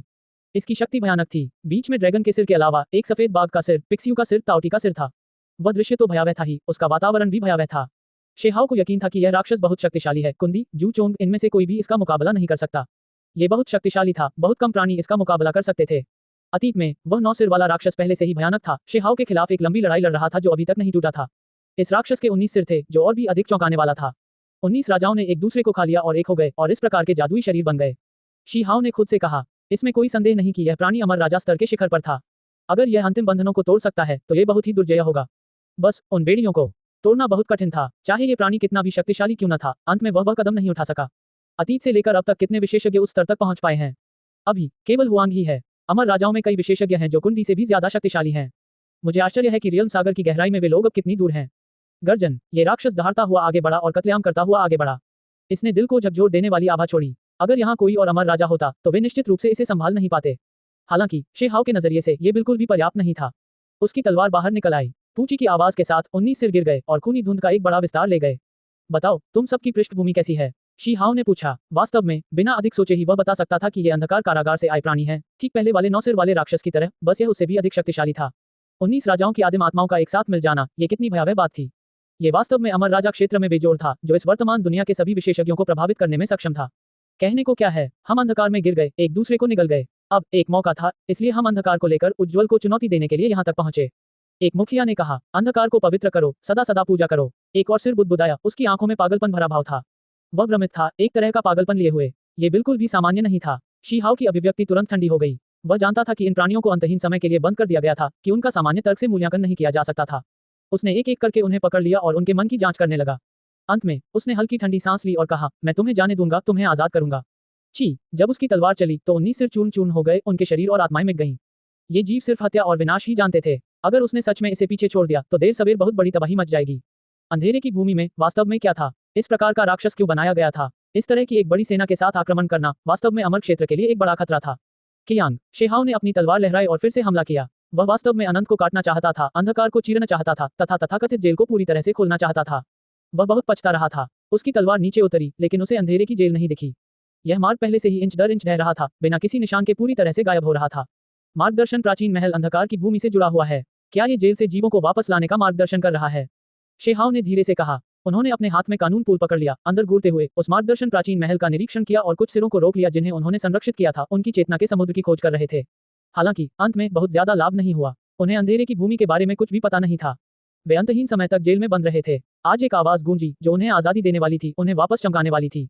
तभी वे फिर से जीवित हुए और आदेश पर कत्लेआम करते हुए आगे बढ़े। लाखों लाखों साल की कैद के बाद अतीत के ये सभी नायक, स्वर्ग के पिछले गौरव, अंत में नष्ट हो गए। शेहाओ ने एक लंबी सांस छोड़ी। उस तरह का माहौल मौत की तरह शांत और खामोश था, जो किसी को भी पागल कर सकता था। ये लड़ाई खत्म हो गई। शेहाओ बहुत शीघ्रता से वापस लौट आया, लेकिन अमर डोमेन को जो क्षति हुई वह अभी भी बहुत बड़ी थी। मार्गदर्शन प्राचीन महल अचानक प्रकट हुआ, विशेषज्ञों के एक समूह के बीच से सीधे अपना रास्ता बनाते हुए एक महान नरसंहार को उजागर करता है। कोई भी इसका बचाव नहीं कर सकता था। सभी को लगा कि शेहाओ के साथ रियल सागर में तुलनात्मक रूप से अमर क्षेत्र सुरक्षित था। वास्तव में 2 लाख सालों तक यही स्थिति थी। किसने सोचा था कि कोई विपत्ति अचानक इस तरह ऊपर से टूट पड़ेगी? यहाँ तक कि शाही दरबार में भी बहुत नुकसान हुआ। कुछ पुराने सेनापति थे जो शेहाओ का पीछा करते हुए निचले क्षेत्र से यहाँ आए थे, जिन्हें पान राजा द्वारा यहाँ लाया गया था। हालांकि इस लड़ाई में कुछ ऐसे बुजुर्ग सैनिक भी थे जिनकी मृत्यु हो गई। 5 पक्षी पंखे, चिरकालिक लौकी, 5 तत्व पताका और अन्य चीजों के साथ भी इस महान युद्ध में जहां अमर राजा भी बुरी तरह मारे गए, फिर भी उन्हें बहुत कष्ट उठाना पड़ा। इस महायुद्ध में डार्कनेस विलो देवता को चारों ओर से आक्रमण का सामना करना पड़ा, जिससे उसे बहुत नुकसान हुआ। उसकी कई शाखाएं टूट गईं। अगर यह अंत में पारित भी हो गया तो भी अंत में शाही दरबार के पीछे कुछ नई कब्रें दिखाई दी। वे सभी पुराने दिव्य सेनापतियों की कब्रें थीं। शेहाओ चुप था। वह हमेशा रियल सी पर ध्यान दे रहा था, लेकिन फिर भी वह अप्रत्याशित हमले से बच नहीं सकता था। अभी भी एक मार्गदर्शन प्राचीन महल था जो इस तरह से उतर सकता था। उन्होंने अमर क्षेत्र में निवास किया, सूर्योदय की सुनहरी बहुरंगी चमक को देखा, डूबते सूरज को दुनिया को रक्त लाल रंग में रंगते देखा, सितारों को घूमते हुए देखा, सूरज और चांद को घूमते हुए देखा। कई बार एक बार खड़े होने से कई साल लग जाते थे। वह अपना रास्ता खुद ही समझ रहा था, अपनी विधि को समझ रहा था। वह और भी मजबूत बनना चाहता था, एक सच्चा सम्राट बनना चाहता था। इस दौरान वह अपने पुराने दोस्तों से भी मिला, अतीत की घटनाओं पर चर्चा की और भविष्य के बारे में सोचा। सभी के मन बहुत भारी थे, सभी जानते थे कि अंधकार की भूमि में बहुत आतंक है। किंग ही भी अक्सर आती थी। जब वह शेहाओ के साथ थी तो सब कुछ बेहद शांत और शांतिपूर्ण था, क्योंकि वहां भी अंधेरा था वोलिंगर। अब शेहाओ ज्यादा बात करने को तैयार नहीं था। इस दुनिया में क्या उसे अभी भी वारिस होने की परवाह होगी? सब कुछ तब तक इंतजार करना था जब तक कि अंधकार अराजकता समाप्त न हो जाए। केवल जब वह समय आया, जब उसने सोचा कि कैसे युनशी, हुओलिंगर और किंग ही थे, तो उसे सिरदर्द महसूस हुआ। स्वर्गीय सींग वाली चींटी ने पहले उनका मजाक उड़ाया था, कहा था कि एक पीढ़ी के आधे अमर सम्राट गौरवशाली हुआन को भी ऐसी स्थिति का सामना करना पड़ा था जहां उन्हें सिरदर्द महसूस हुआ था। हकीकत में 15वें दादा शिजोंगटियन ने भी अपने पोते को चिढ़ाया था। जिसे बेजोड़ लिटिल स्टोन के नाम से जाना जाता था, वह अभी भी छोटी छोटी महिलाओं से डरता था। उस समय वह उन सभी को अपनी पत्नियों के रूप में ले सकता था। शी हाओ के चेहरे पर कड़वी मुस्कान थी। समय बहुत बेरहम था। इतने साल बीत जाने के बाद उसने बहुत कुछ पाया, लेकिन बहुत कुछ खोया भी। अफसोस तो था, लेकिन संतोष भी था। समय लगातार ऐसे ही चलता रहा। हान, उस दिन स्वर्ग और पृथ्वी तीव्रता से हिल गए। अमर राज्य टुकड़े टुकड़े हो गया। सबसे भयानक आपदा घटित हुई। शेहाओ ने अचानक अपनी आंखें खोली और बहुत शक्ति छोड़ी। वह शून्य में घूरता रहा, उस जगह की रखवाली कर रहा था जहां शाही दरबार था। इसके अलावा दिव्य शक्ति बाहर की ओर फैल गई, जो सभी तरफ से पहरा दे रही थी। मैंने तुम्हें नहीं खोजा, लेकिन किसने सोचा था कि तुम खुद मेरे दरवाजे पर दस्तक देने आओगे। शी हाओ चिल्लाया। उसने एक संदूक देखा। यह एक प्राचीन कलाकृति थी जो विदेशी क्षेत्र से संबंधित थी। उस समय इसे सील करके निर्वासित कर दिया गया था, जिससे यह एक रहस्यमय स्थान पर रह गया था। शेहाओ ने अपनी चोटों का इलाज करवाने के बाद हमेशा महान दाव का अध्ययन किया था।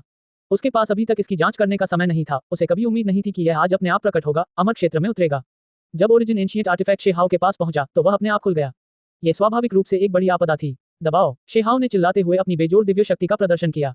उसका लॉ पूल इस संदूक का सामना करने के लिए स्वर्ग में दौड़ पड़ा। कच, छाती फट गई। अंदर से एक हड्डी का डंडा बाहर निकला, जो जेड की तरह बर्फ जैसा सफेद था।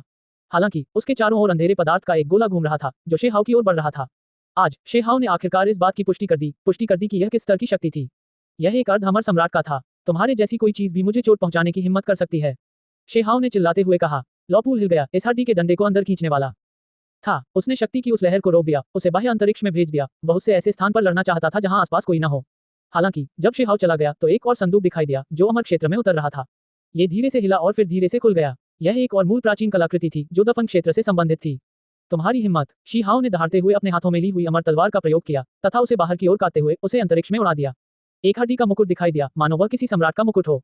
वह ऊपर नीचे तैरता रहा। कभी कभी बर्फ सफेद सिर में बदल जाता था। ये किसी मृगतृष्णा या स्वप्न की तरह था, जिससे हर कोई हैरान रह गया। यह अमर डोमेन के लिए एक बड़ी आपदा थी। दोनों संदूक एक के बाद एक खुल गए।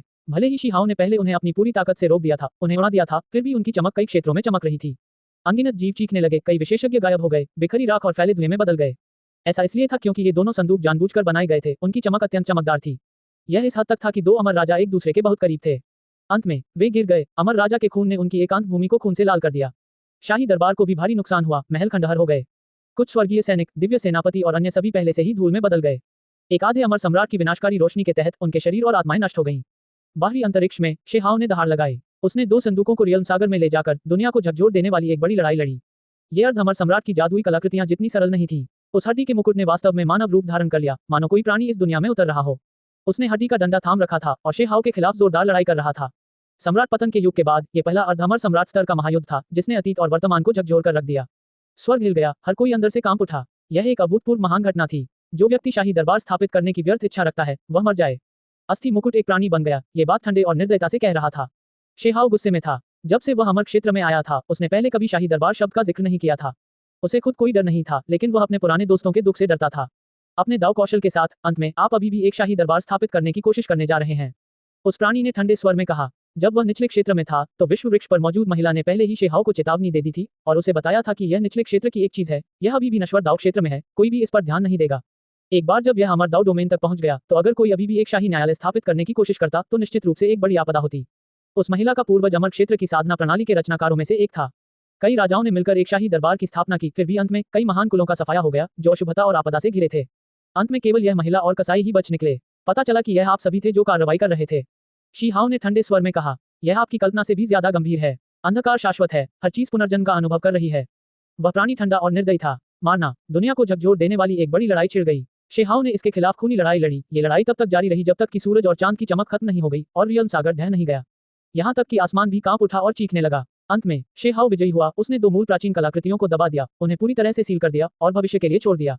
वह जल्दी से अमर क्षेत्र में लौट आया। जब उसने जमीन पर खून और बर्बाद दीवारें देखी तो वह जोर से दहाड़ने से खुद को नहीं रोक सका। अमर क्षेत्र के अन्य क्षेत्रों की तो बात ही छोड़िए, अकेले इंपीरियल कोर्ट को ही बहुत नुकसान उठाना पड़ा। कई पुराने सैनिक हमेशा के लिए मर गए। कुछ दिव्य सेनापतियों की लाशें गायब हो गईं, राख में बदल गईं। बड़ी संख्या में ऐसे साधक भी थे जिनका केवल आधा शरीर ही बचा था और वे स्पष्ट रूप से जीवित रहने में असमर्थ थे। ऐसा इसलिए था क्योंकि वहां संक्षारण शक्ति की एक भयावह लहर थी जो उन्हें खाए जा रही थी। गर्जन, शेहाओ के बाल बिखरे हुए थे। उसने अपना आधा अमर सम्राट सार रक्त निकाला, दिव्य शक्ति का उपयोग करके सभी को शुद्ध किया, कुछ लोगों को मौत के कगार से वापस खींच लिया। वह एक के बाद एक पुरानी उजड़ी हुई लाशें उठाए हुए था। उसकी आंखें लाल हो रही थीं। ये बूढ़े सैनिक थे जो निचले क्षेत्र से उसके पीछे आए थे, फिर भी आज उनमें से बहुत से मर चुके थे। शीहाओ ने आकाश में गर्जना की। इसके तुरंत बाद उसे पता चला कि उसके पुराने दोस्तों में भी ऐसे लोग थे जो कष्ट में थे। वे लोग जो उसके साथ उजाड़ सीमा पर लड़े थे, जिन्होंने पहले 9 स्वर्गों और 10 पृथ्वियों में उसके साथ शराब पी थी और मांस खाया था। हे हा, शेहाओ ने ठहाका लगाया, थोड़ा उदास, थोड़ा आहत। वह जोर से बोला, मैंने कभी शाही दरबार की स्थापना नहीं की, जानबूझकर ऐसा करने से परहेज किया, फिर भी इस तरह की आपदा आई। दादाजी, अमान, चांग गोंग्यान, म्यूकिंग, किंगी, आप सब अभी सो जाए। शेहाओ ने धीरे से कहा। वह कुछ बड़ा करना चाहता था, वह पिछले स्टोन विलेज की तरह पूरे इंपीरियल कोर्ट को सील करना चाहता था। वह अकेले ही अपने रास्ते पर चलने की तैयारी कर रहा था, जी भरकर हत्या करने के लिए, जब तक कि उसके पीछे कोई चिंता न रह जाए। यहाँ से आगे, यहाँ कोई नहीं बचा है। ये केवल मैं ही हूँ। आज से शाही दरबार निकलेगा। इंपीरियल कोर्ट, अगर मैं मौजूद हूँ, तो ये भी मौजूद है। भले ही इंपीरियल कोर्ट में सिर्फ एक ही व्यक्ति हो, फिर भी इसे स्थापित किया जाना चाहिए। शेहाओ ने आकाश में चीखते हुए कहा। उसके शरीर से एक ऐसी भयावह आभा फूट पड़ी, जिसने स्वर्ग और पृथ्वी को डुबो दिया। आओ, अगर तुम नहीं आना चाहते तो मैं अपना रास्ता काट दूंगा। ये युद्ध की घोषणा थी। वह अकेला शाही दरबार था, जो अंधकार की भूमि को चुनौती दे रहा था। केवल एक ही हुआंग था। अध्याय 1986 पद चिन्हों का एक धुंधला निशान। तुगु यूलों को गंभीर चोटें आई, उसकी आदिम आत्मा का क्षरण बहुत गंभीर था। अंत में, शेहाओ का आधा अमर सम्राट रक भी उसकी जान नहीं बचा सका। वे परिवार के 4 फीनिक्स में से आखिरी फीनिक्स, जो तुगु यूलों के साथ थी और लंबे समय तक उसके साथ दाव साथी बनी रही, वह भी गंभीर रूप से घायल हो गई। वह तुगु यूलों के साथ रही, उसके पीछे पीछे चलती रही। आह, तुम सब पहले ही जा रहे हो, मेरा इंतजार करो। 5 आत्माओं के युद्ध रथ के मालिक क्यू होंग ने हल्की आह भरी। उसकी आदिम आत्मा का एक हिस्सा भी गंभीर रूप से प्रभावित था। जब उसने दोनों को इस तरह से जाते देखा तो उसे बहुत दुख हुआ। एक चीख ध्वनि के साथ उसकी आदिम आत्मा बिखर गई, अंधकार की चमक के कारण टुकड़े टुकड़े हो गई और ऐसे ही गुजर गई। वे सभी उजाड़ सीमा के शाही दर्रे से आए थे और शेहाओ की तरफ से लड़े थे। हालांकि अंत में इस प्रकार का निष्कर्ष निकला, जिससे जीवित लोग दुख में रह गए। इसके अलावा और भी कई पुराने दोस्त थे जो इस दुनिया से चले गए। महान जू तुओ का निधन हो गया, छोटा आकाश राजा नष्ट हो गया, लैन जियान कोयले में बदल गया। ये सभी दुनिया को चौंका देने वाले स्वर्ग के आंकड़े और सुंदर परियां थीं, लेकिन अंत में वे फिर भी इस दुनिया को छोड़कर चले गए। ये युद्ध उससे भी अधिक भयानक था जैसा कि शेहाओ ने पहले सोचा था। वास्तव में इसमें बहुत से लोग मारे गए। खांसी। चुड़ैल ने अपनी आंखें खोली, अब उसका सिर्फ एक शत विक्षत शरीर बचा था। वह पहले से ही बहुत सुंदर और आकर्षक थी, उसकी शैली असाधारण थी, लेकिन अब उसकी हालत बहुत दयनीय थी। वह इस युद्ध में लगभग पूरी तरह से मर चुकी थी। तुम अब भी मुझे जाने नहीं दे सकते। होश में आने के बाद वह मुश्किल से बोल पाए, अपनी आंखें झपका रही थी। उसका खूबसूरत चेहरा खून के धब्बों से भरा हुआ था। हालांकि वह लगभग मर ही गई थी, फिर भी इस समय उसका मूड हल्का था।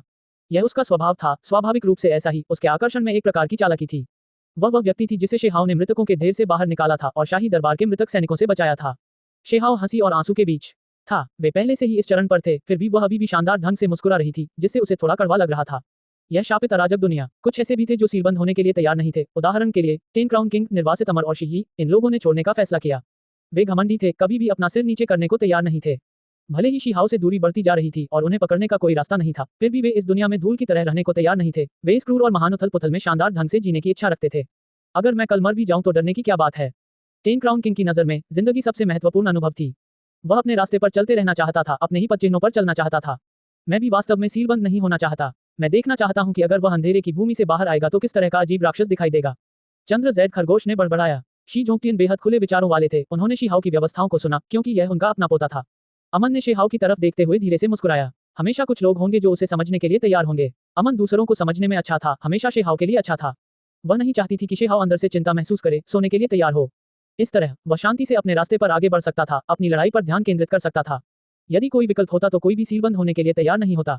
ये भयंकर अराजक दुनिया, ये क्रूर उथल पुथल सचमुच आने ही वाली थी। इस दिन के बाद शाही दरबार ठंडा और उदास हो गया। अब जीवन के कोई लक्षण नहीं बचे थे।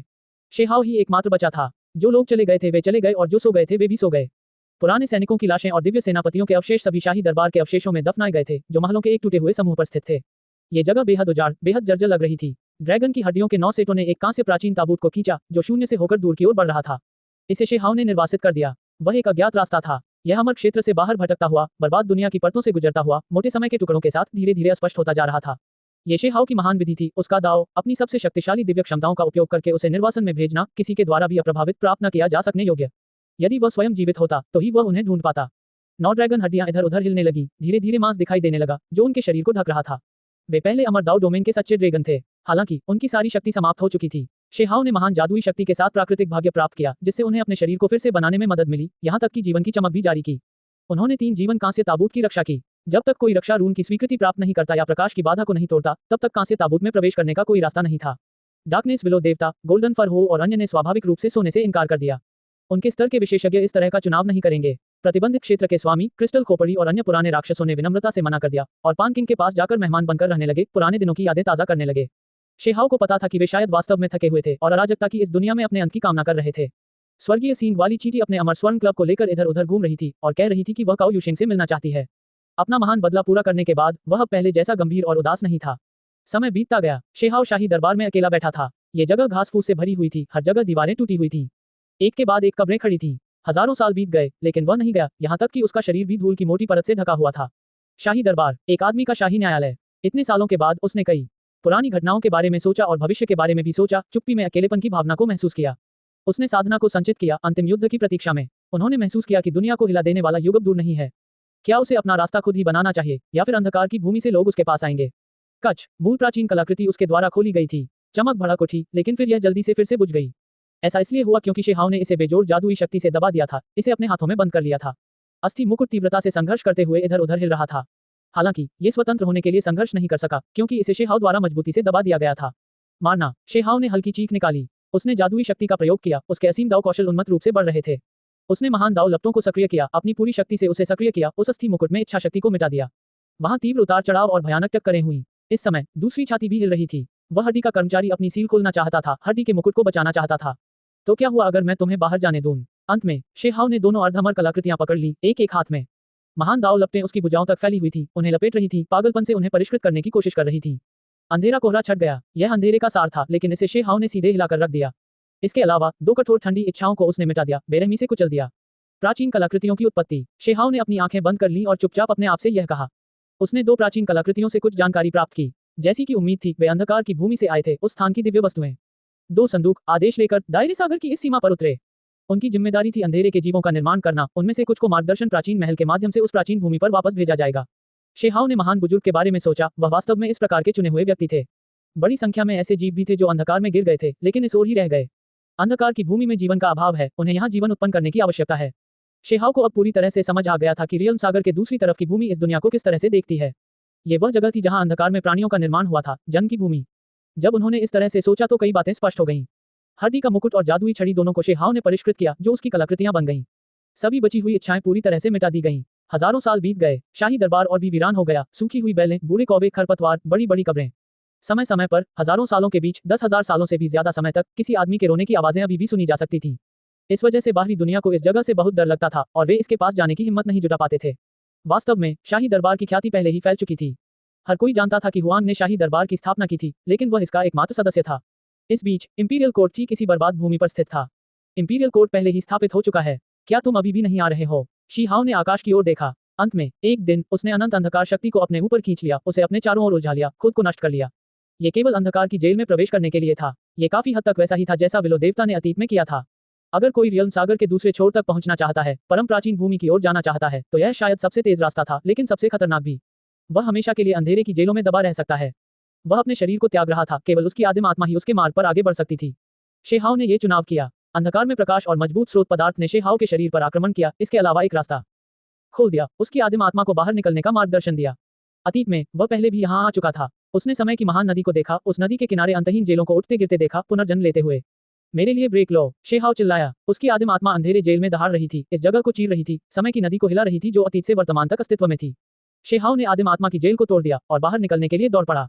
वह अंधेरे में खड़ा होकर अपने चारों ओर देख रहा था। ये जेल काफी अजीब थी, जो इसमें बंद व्यक्ति के दाव कौशल के अनुसार बदलती रहती थी।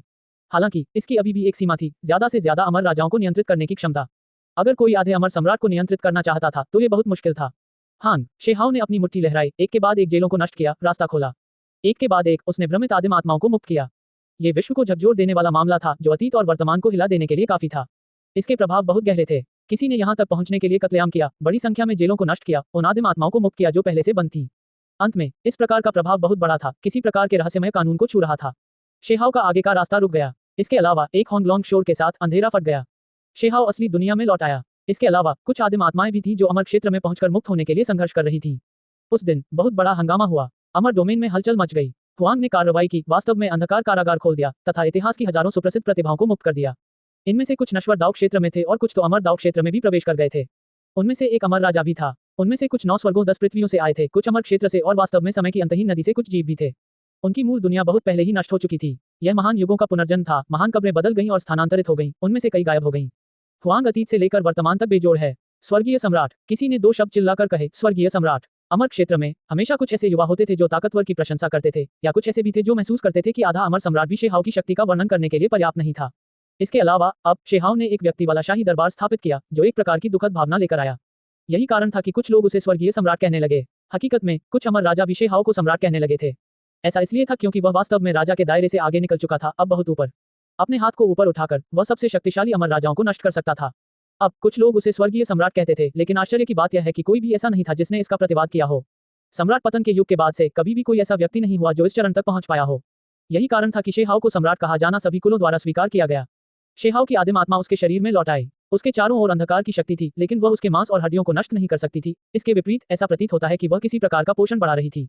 जब कोई व्यक्ति उसके स्तर पर पहुंचेगा तभी उसे अपने शरीर के सूक्ष्म अंतरों का पता चलेगा। उसके सिर में एक चमक थी, मानो वह किसी आत्मा को पैदा करने की कोशिश कर रही हो। यह उसकी शारीरिक शक्ति के चरम पर पहुंच जाने का नतीजा था। अंधकार पदार्थ एक प्रकार के उत्तेजक के रूप में कार्य करता था। मांस वास्तव में इतना महत्वपूर्ण था, शेहाओ ने आह भरते हुए कहा। फिर उसकी आंखों में भाव उग्र हो गए। उस अंधेरे जेल में उसने पहले भी कुछ अनुभव किया था। अपने शरीर की आदिम आत्मा के बिना, चाहे वह कितना भी शक्तिशाली क्यों न हो, भले ही वह आधा अमर सम्राट बन जाए, फिर भी वह जड़हीन डकवीट की तरह महसूस करता था। मैं केवल आदिम आत्मा के साथ जेल में नहीं घुस सकता, इस तरह से अंधेरे की भूमि तक पहुंचने की कोशिश कर रहा हूं। मेरे शरीर को भी आगे बढ़ना होगा। शेहाओ को ऐसा लगा जैसे उसे सबसे शक्तिशाली अवस्था में ही समुद्र पार करना था। उसका शरीर उसकी मूल आत्मा से अलग नहीं हो सकता था। किसी ने कहा था कि केवल देह त्यागने से ही समुद्र पार किया जा सकता है। मेरी राय में केवल आदिम आत्मा के साथ भागना निश्चित रूप से गलत विकल्प है। शेहाओ की आंखों में भाव भेदने वाले थे। अंत में शेहाओ ने अपना रास्ता बदल लिया। वह पहले से ही इस क्षेत्र में काफी समय से रह रहा था। उसने अपने रास्ते पर आगे बढ़ने का फैसला किया। कई राजाओं ने उसे विदा किया और देखा कि शेहाओ राज्य सागर की ओर बढ़ रहा है। वह है, हर कोई स्तब्ध था, यहाँ तक कि उनकी आत्माएं भी कांप रही थीं। बांध पर पैरों के निशानों का एक धुंधला निशान दिखाई दिया। सभी की आंखों में वे स्पष्ट और चमकदार थे। ये हुआंग द्वारा पीछे छोड़ा गया था। वह आगे बढ़ता रहा, सीधे रियल्म सागर में प्रवेश कर गया। अध्याय 1987 अंतिम शांति। बांध पर पैरों के निशानों का एक हल्का निशान था जो देखने में बेहद आकर्षक था। हालांकि ये निशान हल्के थे, लेकिन वे वाकई वहीं छोड़े गए थे। इस जगह पर दूसरे निशानों को ढूंढना बेहद मुश्किल था। हर कोई दंग रह गया। पता चला कि यह ऐसा ही था। केवल अर्धअमर सम्राट ही यहाँ निशान छोड़ सकते थे। बहुत दिनों के बाद किसी ने खुद से यह बात बुदबुदाई। कुछ ही दूर पर बांध के दूसरी तरफ पैरों के कुछ हल्के से निशान भी थे। ये किस युग से आया है, ये पता नहीं था। पहले ये सबकी चर्चा का केंद्र बिंदु था। ये वही बन गया जिसका अनुसरण पीढ़ी दर पीढ़ी लोग करते रहे। वे रियल्म सागर में प्रवेश कर गए, अन्य निशानों की खोज करते हुए रियल्म सागर के दूसरे छोर की ओर बढ़ गए। एक महान युग से दूसरे महान युग तक साधकों की नजर में वह व्यक्ति सम्राट हो सकता था। हालांकि इसका कोई सबूत नहीं था, फिर भी सभी उसे बहुत महत्व देते थे। पता चला कि वह अर्धअमर सम्राट था। अब जाकर सभी को अंततः ये समझ में आया कि जो व्यक्ति अपने पीछे मूल पदचिह्न छोड़ गया था, वह कितना शक्तिशाली था। जब उन्होंने इन बातों के बारे में सोचा तो सभी के दिमाग डूब गए। अगर वह प्राणी आधा अमर सम्राट था, तो क्या वह अराजकता को शांत करने के लिए रियल्म सागर की गहराई में गया था? हालांकि इतने वर्षों के बाद भी समय समय पर अंधकार के तूफान उठते रहे जो कभी नहीं रुके। सभी लोग भयभीत हो गए। क्या वह अर्धअमर सम्राट भी असहाय रह गया? उस समय जिसने उन निशानों को पीछे छोड़ा था, क्या ये हो सकता है कि उसे अंधकार की भूमि द्वारा रियल्म सागर की सीमा पर मार दिया गया था? इस संदेह ने कई लोगों को असहज महसूस कराया। एक शानदार अर्धअमर सम्राट अभी भी बिना किसी चोट के बाहर नहीं आ सकता था, क्या अभी भी मरने वाला था? उन्होंने हुआंग के बारे में सोचा। वह अकेले ही अपने रास्ते पर चला गया, परिणाम कैसा होगा? इस समय सभी के मन भारी थे। यदि एक अर्धअमर सम्राट भी क्षेत्र सागर की सीमा पर महान आतंक के बारे में कुछ नहीं कर सकता, तो इस दुनिया में कौन उस महान आपदा से निपट सकता है? जब उन्होंने अंतहीन अतीत, अंतहीन युगों की खोज की, तो एक महान युग और अगला महान युग बीत गया। अब आखिरकार हुआंग था। अगर इस तरह के बेजोड़ विशेषज्ञ भी हारने वाले थे, तो वास्तव में कोई उम्मीद नहीं बची थी। स्वर्गीय सम्राट हुआंग, आपको दृढ़ रहना होगा। एक बूढ़ा अमर राजा था जिसने ये कहा था। उसने रियल्म सी को देखा। ये जगह धुंधले विस्तार से ढकी हुई थी, बहुत ज्यादा बादलों से घिरी हुई थी। शेहाओ की आकृति बहुत पहले ही गायब हो चुकी थी। उनकी उम्र शेहाओ से ज्यादा थी। पता नहीं उनमें से कितने महान युगों तक जीवित रहे थे, लेकिन अभी भी उनके चेहरे पर गंभीरता साफ झलक रही थी। जब उन्होंने 3 शब्द स्वर्गीय सम्राट हुआंग कहे, तो वे बेहद गंभीर थे। यह उनकी स्वीकृति थी। शेहाओ पहले से ही दुनिया पर राज कर चुका था और बहुत पहले ही बेजोड़ बन चुका था। उसकी ताकत ने उन सभी को उसकी उम्र को नजरअंदाज करने पर मजबूर कर दिया। समय बीतता गया, साल बीतते गए, कई हजार साल बीत गए। अमर क्षेत्र बहुत शांत था, ज्यादा कुछ नहीं हो रहा था। रियल्म सी में हवा और लहरें भी बहुत अच्छी नहीं थी। हालांकि राजा वापस लौट आए थे, लेकिन कोई बड़ी गड़बड़ी नहीं हुई। सब कुछ शांति से इंतजार कर रहा था। ऐसा इसलिए था क्योंकि अब सभी राजाओं ने सुना कि इस दुनिया में अब एक आधा अमर सम्राट था। यहाँ तक कि मूल प्राचीन कलाकृति भी उसके द्वारा खोली गई थी। इसके अलावा वह वश में था। तो फिर किसने बेतरतीब ढंग से काम करने की हिम्मत की? इस छोटी सी अवधि के दौरान उन्होंने माना कि स्वर्गीय सम्राट हुआंग अभी तक ज्यादा दूर नहीं गए थे, या शायद उन्होंने छोड़ा ही नहीं था। अराजकता शुरू होने की प्रतीक्षा कर रहे थे, ऐसा महसूस कर रहे थे कि कोई आपदा आ रही है। पिछले कुछ हजारों सालों पर नजर डालें तो हुआंग ने एक से ज्यादा बार रियल्म सी में प्रवेश किया, लेकिन हर बार वापस आ गया। कौन निश्चित रह सकता था कि वह इस बार वापस नहीं लौटेगा? इस दुनिया में कितने लोगों ने हुआंग को चुनौती देने की हिम्मत की? उनके पास इस प्रकार की योग्यता ही नहीं थी। हकीकत में इस महान युग की बात तो छोड़िए, अतीत और वर्तमान को भी देखें तो सम्राट पतन के युग से लेकर आज तक कोई भी ऐसा नहीं हुआ जो उस शिखर पर खड़ा हो सके। उसे आसमान के नीचे बेजोड़ बने रहना ही था। स्वर्गीय सम्राट हुआंग, आप सचमुच बहुत शक्तिशाली हैं, किसी ने आह भरते हुए कहा। कई साल बीत जाने के बाद भी जब राजाओं ने इस प्रतिभाशाली युवा का जिक्र किया, तो उनके चेहरे पर अभी भी उलझन थी। फिर भी वे सभी प्रशंसा के शब्द कहे बिना नहीं रह सके। वह एक साधना विहीन युग में उभरा और प्रभुत्वशाली ढंग से स्वर्ग की ओर बढ़ा। ऐसे अमर राजा थे जो उसकी उन्नति को रोकना चाहते थे, फिर भी वह सफल रहा और अंततः साधना के सर्वोच्च शिखर पर पहुंचा। अतीत से लेकर अब तक कितने लोगों को सम्राट की उपाधि मिली होगी? जब उन्होंने इसके बारे में बारीकी से सोचा तो पाया कि वास्तव में ऐसे कुछ ही लोग थे, लेकिन वे सभी सबसे तेजस्वी व्यक्ति या दुनिया को चौंकाने वाले दिग्गज थे, जिन्होंने जबरदस्त उपलब्धियां हासिल की थी। वे साधना प्रणालियों के संस्थापक थे। उदाहरण के लिए अमर डोमेन की साधना प्रणाली, दफन राजा प्रणाली और अन्य। हालांकि अंत में उनका निष्कर्ष क्या था? एक बार जब शाही दरबार स्थापित हो जाता है तो यह अभिशाप की तरह होता है। शानदार शिखर मृत्यु, आपदा, समृद्धि और फिर सभी कुलों के नाश का प्रतीक है।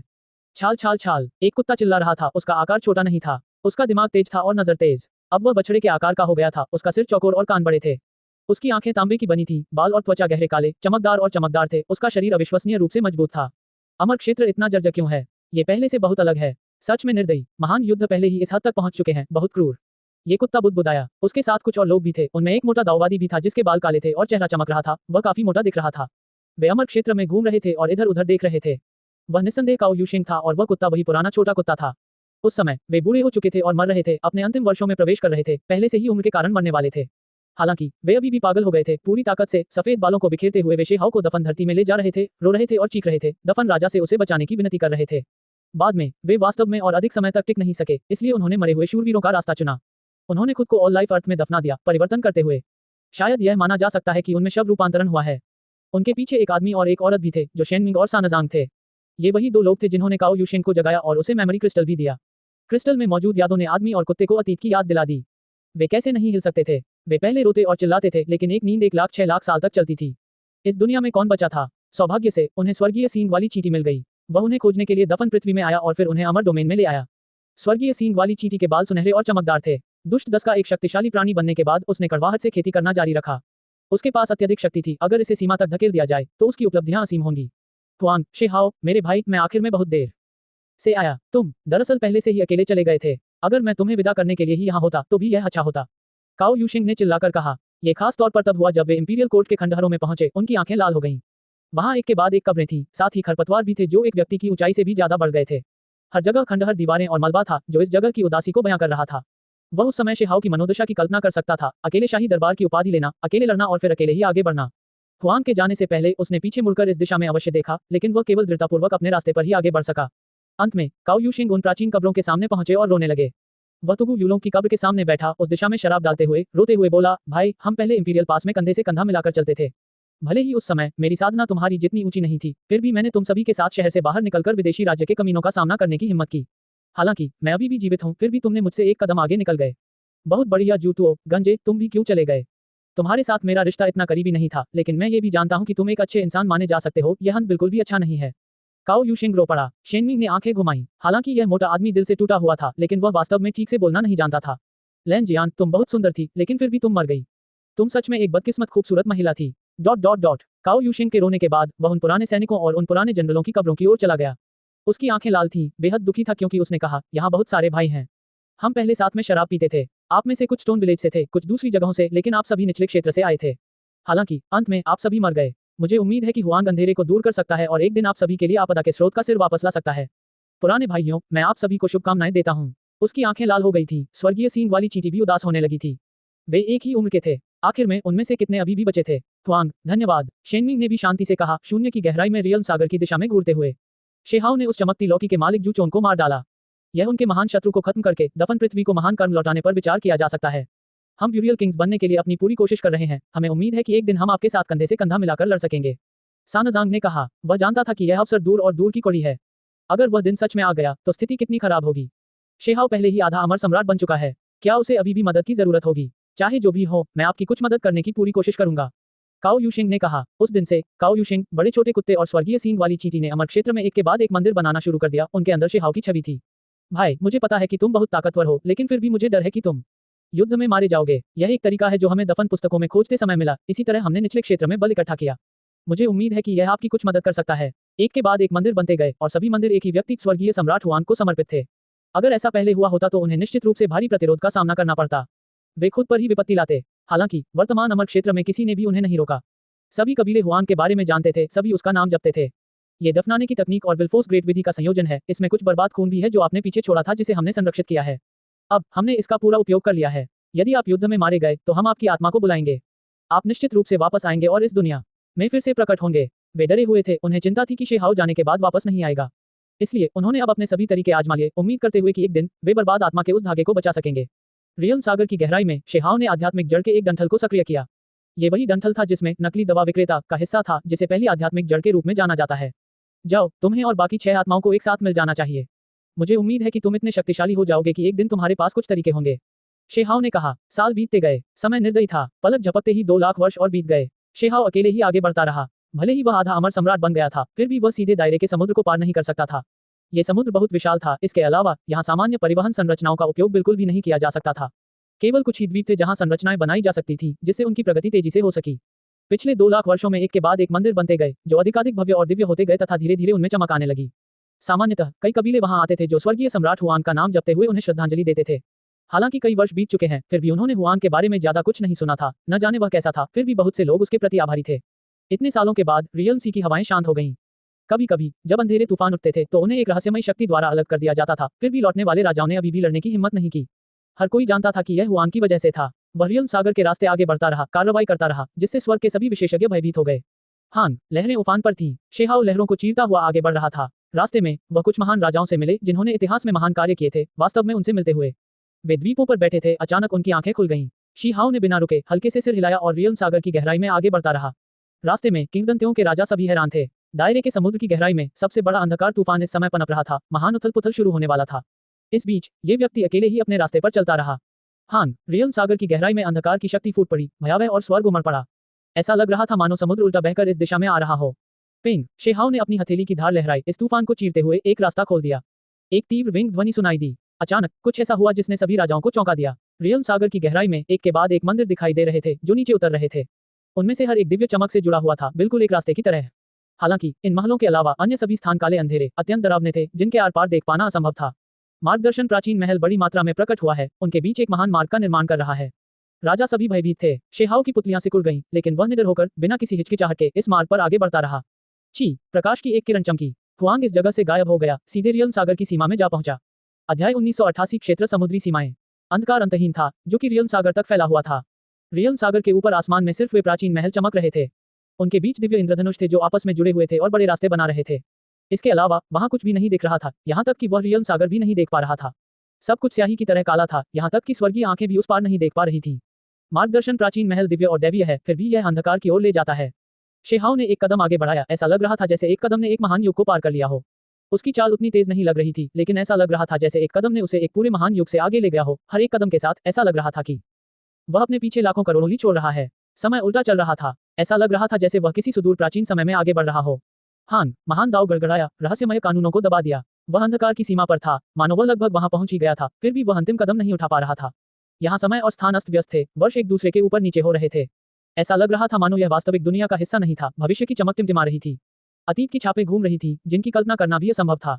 डोम की ध्वनि के साथ ऐसा लगा जैसे कि एक शाही दरबार का ढोल बज रहा हो जो हमेशा से अस्तित्व में था, एक दबी हुई ध्वनि जारी कर रहा था। अंधेरे में एक बड़ा रास्ता खुल गया था, जो उसके सामने फैला हुआ था। मार्गदर्शन प्राचीन महलों का निरंतर पथ अंत तक पहुंच गया। इस बीच इस जगह पर एक साधारण ग्रे बांध दिखाई दिया। वह वास्तव में इस दुनिया के दूसरे छोर पर आ गया था। शेहाओ सागर की सतह पर कदम रखते हुए रियल सी में वापस लौटा। उसने आगे देखा, अपने रास्ते में खड़े इस विशाल बांध को घूर रहा था, जिसके पीछे एक विशाल और असीम दुनिया थी। हालांकि वह जगह बिल्कुल काली थी। आधे अमर सम्राट के रूप में भी वह केवल एक धुंधली रूपरेखा ही देख सकता था। यहाँ के प्राकृतिक नियम अजीब थे, अपेक्षा के अनुसार सरल नहीं थे। ये बहुत शांतिपूर्ण था। रियल सागर की सीमाओं पर कोई भी ध्वनि नहीं थी, तथा वहां कोई तथाकथित अंधकार तूफान भी नहीं दिखाई दे रहा था। शेहाओ ने पीछे मुड़कर देखा और अपने पीछे दूर स्थित कुछ द्वीपों की ओर देखा। उसके चेहरे पर चिंता के भाव थे। वे जगह जगह बिखरे हुए थे, उनमें से कुछ द्वीप थे और कुछ समुद्र की सतह से बाहर निकली हुई विशाल चट्टानें थीं। शीहाओ को यह महसूस हो गया कि यहाँ जीवन है। ये कैसे संभव है? वह विशेषज्ञ किस उम्र का है? दबाव की भावना क्यों है? एक निश्चित द्वीप पर एक प्राणी ने अचानक अपनी आंखें खोली और शीहाओ को घूरने लगा। उसका चेहरा सदमे से भर गया। एक भयानक विशेषज्ञ, वह गाइडेंस प्राचीन महल से नहीं डरता, जो उसके द्वारा बनाए गए रास्ते पर आ रहा है। इन द्वीपों पर कुछ विशेषज्ञ थे जो बहुत ही भयानक रूप से प्राचीन थे। पता नहीं वे कितने महान युगों से वहां बैठे थे। अभी वे सभी चौंक कर जाग गए थे और आगे की ओर देखते हुए सदमे में थे। ऐसा इसलिए था क्योंकि उनके दिल में एक प्रकार की घबराहट सी थी। उन्हें लग रहा था कि वह युवक बहुत शक्तिशाली है, जिससे वे बहुत भयभीत हो गए थे। शीहाओ आगे बढ़ता रहा, उन द्वीपों पर रहने वाले प्राणियों से बातचीत करने के लिए पीछे नहीं मुड़ा। वह उस बांध पर चढ़ने वाला था। रुको, ज्यादा जल्दबाजी मत करो। पीछे से बहुत जोरदार चीखें सुनाई दी, बहुत ही चिंताजनक। वे सभी जीव डरे हुए थे। वे सभी अपने द्वीपों के पीछे चले गए, मानो किसी चीज से बच रहे हों। होंगलोंग। इसके तुरंत बाद स्वर्ग और पृथ्वी अलग हो गए। भूत रोए और देवता चिल्लाए। ऐसा लग रहा था कि ये दुनिया प्रलय के दिन में प्रवेश कर गई है। व्यवस्था की काली जंजीरें तूफान में बदल रही हैं। उन्हें तूफान कहा जाता था, लेकिन वे वास्तव में प्राकृतिक नियम और व्यवस्था थे। सभी प्रकार के महान दाव प्रतीक एक साथ इकट्ठे हुए और फिर वे पागलों की तरह उछले, दुनिया को तबाह कर दिया। शीहाओ को यकीन था कि अमर राजा भी इस प्रकार के तूफान का विरोध नहीं कर सकते। बांध से वर्जित शक्ति की एक लहर निकली जो इतनी जोर से कुचल रही थी कि घुटन महसूस होने लगी। यहाँ तक कि उसकी अभिव्यक्ति भी गंभीर हो गई, उसके पास इसका गंभीरता से सामना करने के अलावा कोई विकल्प नहीं था। कच अंधेरे तूफान के भीतर से चटकने की आवाजें आ रही थीं। दरअसल वहां अमर राजा के हथियार थे जो समुद्र से उड़कर ऊपर गिर रहे थे। फिर वे शून्य में फट गए, पूरी तरह से नष्ट हो गए। कोई कल्पना कर सकता है कि इतने सालों के बाद बहुत कुछ हुआ होगा। सबसे शक्तिशाली जीव पहले यहाँ आए थे, लेकिन वे सभी बुरी तरह से मर गए। यहाँ तक कि उनके सभी हथियार भी रियल सागर में डूब गए। केवल कभी कभी जब शक्तिशाली तूफान समुद्र पर आक्रमण करते थे तो कुछ हथियार फिर भी उठते और गिरते थे, लेकिन अंत में वे विनाश की आपदा से बच नहीं पाते थे। ये बहुत शक्तिशाली था, ये महान दाव तूफान आखिरकार भयानक थे। यहाँ तक कि अमर राजा दिग्गजों के हथियार भी दबाव का सामना नहीं कर सके। यहाँ विस्फोट हो गया। इसका मतलब ये था कि राजाओं के शरीर और भी अधिक इस शक्ति का सामना करने में सक्षम नहीं होंगे। शेहाव के शरीर को ऐसा लगा जैसे उसे ब्लेड से काटा जा रहा हो। ये थोड़ा दर्दनाक था, लेकिन वह वास्तव में घायल नहीं हुआ था। उसके शरीर की सतह से चमकीली चमक निकल रही थी। उसका अविनाशी शरीर मजबूत और अविनाशी था, जिसने तूफान को रोक दिया। उसने हमला भी नहीं किया, बल्कि केवल निष्क्रिय रूप से इस तूफान का प्रतिरोध किया। ये वास्तव में एक अर्ध अमर सम्राट की शक्ति थी। द्वीप पर मौजूद सभी जीवों के चेहरे पर कड़वाहट के भाव थे। अगर ये द्वीप खास न होते और प्राकृतिक सुरक्षा कवच न होते तो ये सभी मर जाते। ऐसा होने के बावजूद उनमें से कुछ के चेहरे अभी भी पीले पड़ गए थे। इस अंधेरे तूफान के महान दाव प्रतीक घनी तरह से भरे हुए थे। कुछ ने द्वीपों को भी नष्ट कर दिया था। उनके लिए ये घातक खतरा था। शेहाव को यकीन था कि यह एक आधा अमर सम्राट स्तर दाव प्रतीकों तूफान था। अंततः उसने कार्यवाही की, हवा को काट दिया। इसके अलावा उन द्वीपों पर काले प्रतीकों को मिटा दिया ताकि उन प्राणियों को आपदाओं से बचाया जा सके। शीहाव ने अपने हाथ पीठ पर रखे हुए थे, शांति से समुद्र की सतह पर खड़ा था। आगे नहीं बढ़ रहा था, बल्कि चुपचाप अपने आप में सोचने लगा। क्या वह सचमुच बांध पर चढ़ने जा रहा था? क्या महान युद्ध इस तरह से शुरू होने वाला था? ये है एक सम्राट। द्वीपों पर उन प्राचीन राक्षसों की आंखें आश्चर्य से फैल गईं, उनके चेहरे सदमे से भर गए। उन सभी को लग रहा था कि यह सब अकल्पनीय था। उन्होंने अनगिनत कष्ट सहे, अंतहीन क्लेशों का अनुभव किया, मानो यहाँ पहुंचने के लिए उन्होंने 100 जन्मों का पुनर्जन्म लिया हो। ये सब किस लिए था? क्या यह इसलिए नहीं था कि वे एक कदम आगे बढ़ सकें, अंधकार की भूमि से गुजर सकें, अंततः एक सम्राट बन सकें? हालांकि उनके बाद आने वाला कोई व्यक्ति वास्तव में उससे भी उच्च स्तर पर पहुंच गया, जैसे कि उसके पास अमर सम्राट स्तर की ताकत हो। वे कैसे चौंके बिना रह सकते थे? बेशक उनमें से कुछ ऐसे भी थे जिनके चरित्र अडिग थे, जो भविष्य की शिकायतों को खत्म करने के लिए यहाँ तक पहुंचने के लिए कत्लेआम कर रहे थे। वे हमेशा के लिए अंधकार की भूमि के स्रोत और मुद्दों को खत्म करना चाहते थे। हालांकि समय निर्दयी था, वास्तविकता क्रूर थी। यहाँ पहुंचने के बाद ही उन्हें समझ में आया कि वे स्वर्ग को पलटने में असमर्थ थे। तूफान रुक गया। शीहाव ने स्वयं को समायोजित कर लिया तथा पहले से ही एक महान युद्ध का सामना करने के लिए तैयारी कर ली तथा अपनी सबसे शक्तिशाली अवस्था में नरसंहार करने लगा। विलो देवता, महान बुजुर्ग, हो लिंग एर, क्या आप सभी अभी भी यहाँ हैं? कृपया स्वस्थ रहें। शेहाव ने खुद से यह कहा। उसे एक तरह की चिंता महसूस हुई। इतने साल बीत जाने के बाद क्या वे अभी भी ठीक हैं? क्या वे अभी भी वहाँ हैं? जब से वह 9 सिर वाले राक्षस से मिला था, वह हमेशा अंदर से बेचैन महसूस करता था। उसे डर रहता था कि विलो देवता, महान बुजुर्ग और अन्य लोग उस राक्षस के नक्शे कदम पर चलेंगे। दाव दोस्त, आप तो पीछे उन द्वीपों पर विशेषज्ञ खड़े थे जो अत्यंत सावधानी से शेहाव को अपना अभिवादन भेज रहे थे तथा सावधानीपूर्वक उसकी पृष्ठभूमि के बारे में पूछ रहे थे। ये पुराने राक्षसों का एक समूह था जो अनंत समय से जीवित थे। रियल सागर की सीमा पर पहुंचने के बाद भले ही वे जानते थे कि यह खतरनाक था, कि सबसे शक्तिशाली अंधकार तूफान कभी भी उठ सकते थे, फिर भी वे पीछे हटने को तैयार नहीं थे। शेहाव जानता था कि भले ही ये लोग शक्तिशाली थे, लेकिन वे उससे ज्यादा नहीं जानते होंगे। ऐसा इसलिए था क्योंकि वे बांध पर नहीं चढ़ते थे, वे हमेशा यहीं रुकते थे। अचानक कई आकृतियां दिखाई दी जो प्राचीन महलों से बने मार्ग पर उतरती हुई दिखाई दी। कसाई, मुर्गी पालक, नकली दवा विक्रेता, किसी ने घबराकर चिल्लाया। वे तीनों प्राणी अत्यंत शक्तिशाली थे। उनके शरीर की सतह पर भयानक अमर प्रकाश घूम रहा था। महान दाव प्रतीक दीप्तिमान और सघन थे जो उनकी रक्षा कर रहे थे। क्या तुम तीनों वापस नहीं लौटे? तुम वापस क्यों आए? द्वीपों पर कुछ बूढ़े राक्षस थे जिन्होंने ये पूछा। यह विशेष रूप से तब हुआ जब उन्होंने देखा कि ये व्यक्ति गाइडेंस प्राचीन महल के रास्ते से आए थे। हम सिर्फ दूसरे की महिमा का आनंद ले रहे हैं, हमने गाइडेंस प्राचीन महल में अपना रास्ता नहीं बनाया, बस इस दाव दोस्त के पीछे चल रहे थे। कसाई बोला। यह एक तगड़ा आदमी था। उसकी त्वचा कांस्य रंग की थी, बाल अस्त व्यस्त थे। उसकी पीठ पर एक धनुष और एक तीर था। उसके शरीर से निकलने वाली शक्ति असाधारण और चौंकाने वाली थी। उसकी दिव्य शक्ति वास्तव में बेजोड़ थी। ये लोग अन्य दिग्गजों की तुलना में अधिक शक्तिशाली थे, केवल आधे अमर सम्राट बनने से थोड़ा दूर थे। यह इस सीमा तक था कि उसके शरीर की सतह अमर राजा के स्तर से भी अधिक चमक की परत से घूमती थी, जिससे यह सुनिश्चित होता था कि वह सभी कष्टों से अछूता रहे। दुर्भाग्यवश वह अभी भी बाल भर की दूरी पर था और वास्तव में अर्ध अमर सम्राट स्तर तक पहुंचने में असमर्थ था। हम फिर मिलेंगे। ये पहली बार था जब शीहाव ने रियल सागर के दूसरे छोर पर पहुंचने के बाद बात की। उसने कसाई की ओर देखा, एक अजीब भाव प्रकट करते हुए। कसाई की अभिव्यक्ति भी जटिल थी। उसने शेहाव को देखा, हल्की आह भरी। उस समय मैंने भी वह आकृति देखी थी जो असली लग रही थी, लेकिन नकली भी लग रही थी। ये वास्तव में तुम ही थे। कई लोगों को पता ही नहीं था कि वे क्या कह रहे हैं, केवल शेहाव ही समझ पाया। सम्राट पतन के युग का सपना, ये सच था लेकिन भ्रम भी था। शेहाव ने खुद से कहा। कसाई ने ठंडी सांस ली और फिर सिर हिलाया। एक दुनिया स्वर्ग के 2 गौरवों को बर्दाश्त नहीं कर सकती, इसलिए मैंने तुम्हें टाल दिया, दूसरे महान क्षेत्र की ओर चल पड़ा। किसने सोचा होगा कि मैं आखिरकार इस दुनिया में तुम्हारे असली शरीर से मिला? इसके अलावा तुम पहले से ही आधे अमर सम्राट बन चुके हो। एक नाजुक और सुंदर आकृति बाहर निकली, शेहाव को घूरते हुए। वह नाजुक और कमजोर दिख रही थी, लेकिन किसी ने भी उसे नीची नजर से देखने की हिम्मत नहीं की। स्पष्ट रूप से उसने जो आभा छोड़ी वह कसाई की तुलना में कमजोर नहीं थी, बस ये बेहद संयमित थी। ये वही था जिसने कुछ सच्चे फीनिक्स को पाला था, जो ब्यूरियल अर्थ से उत्पन्न हुए थे। वह वास्तव में महिला थी। चारों ओर फैली अफवाहों में उसे एक उग्र व्यक्ति के रूप में वर्णित किया गया था, जिसे पुरुष माना जाता था। वहां एक और आकृति थी, उसके सफेद बाल बिखरे हुए थे। जब उसने शेहाओ को देखा तो उसने अपनी मुट्ठियां बंद कर ली और फिर अपना सम्मान प्रकट किया। वह वास्तव में बेजोड़ विशेषज्ञ था जिसने अपने शरीर को 6 भागों में विभाजित किया था। उनमें से एक ऐसा था जो शेहाओ के साथ था और वास्तव में कई महान दाव गहन रहस्यों का साक्षी था। शेहाओ को वास्तव में उम्मीद थी कि वह उसे तोड़ सकता है, इस प्रकार उसे मदद करने में सक्षम हो सकता है। दुर्भाग्य से ये व्यक्ति कसाई की तरह ही था, जिसमें एक फीकी आधी अमर सम्राट चमक थी, लेकिन फिर भी अंत में सफल होने में असमर्थ था। सम्राट पतन के युग के बाद केवल वही अकेला था जो इस चरण तक पहुंचने में सफल रहा। तीनों की ताकत एक जैसी ही थी, लेकिन राजा के स्तर को पार करना इतना आसान कैसे हो सकता है? वह स्वर्गीय सम्राट हुआंग हैं। 3 विशेषज्ञों में से एक महिला ने शेहाओ की पहचान बताते हुए परिचय दिया। द्वीप पर वे सभी बूढ़े राक्षस ठंडी सांसें ले रहे थे। वे सभी भयभीत थे। जो लोग सम्राट होने का दावा करने की हिम्मत करते थे, उनका इतिहास में कभी भी अच्छा अंत नहीं हुआ। हालांकि इस व्यक्ति ने वास्तव में राजा के दायरे को तोड़ दिया और सफल रहा। हम स्वर्गीय सम्राट हुआंग को अपना सम्मान अर्पित करते हैं। यहाँ तक कि वे पुराने राक्षस जो अनंत समय तक जीवित रहे थे, जिनकी पृष्ठभूमि डरावनी थी, अब दिखावा करने की हिम्मत नहीं कर रहे थे। वे शेहाओ की ओर विनम्रता से झुक रहे थे। दाओ दोस्तों, कृपया वापस चले जाओ। मैं उस दुनिया में जा रहा हूँ जहाँ शायद मुझे जीवन और मृत्यु की खूनी लड़ाई लड़नी पड़े। ये रियल सागर शायद अब और खड़ा नहीं रह पाएगा। शेहाओ ने चेतावनी दी। मैं अपने रास्ते पर कत्लेआम करने के लिए दाओ मित्र का अनुसरण करने को तैयार हूँ। किसी ने मुट्ठियां भींचते हुए चिल्लाया। उसने लाखों करोड़ों सालों से इंतजार किया था। क्या यह अंधकार के स्रोत को दबाने के लिए नहीं था? जब मैं ऊपर चढ़ूंगा तब भी मुझे नहीं पता कि मैं जीवित रह पाऊंगा या नहीं। कौन जानता है कि उसके बाद क्या होगा? ये सबसे अच्छा है कि सभी जीवित रहें। अभी के लिए पीछे हट जाओ। शेहाओ ने हल्की आह भरी। जब सबने ये सुना तो उन्होंने मुंह खोला, लेकिन फिर चुप हो गए। वे जानते थे कि स्वर्गीय सम्राट हुआंग ने जो कहा था वह सच था। हर कोई, शायद ज्यादा समय बाद नहीं, एक समय आएगा जब हमें आपकी ताकत की आवश्यकता होगी। शीहाओ ने कहा। यह उनको नीचा दिखाने की बात नहीं थी, बल्कि एक प्रकार की चिंता थी।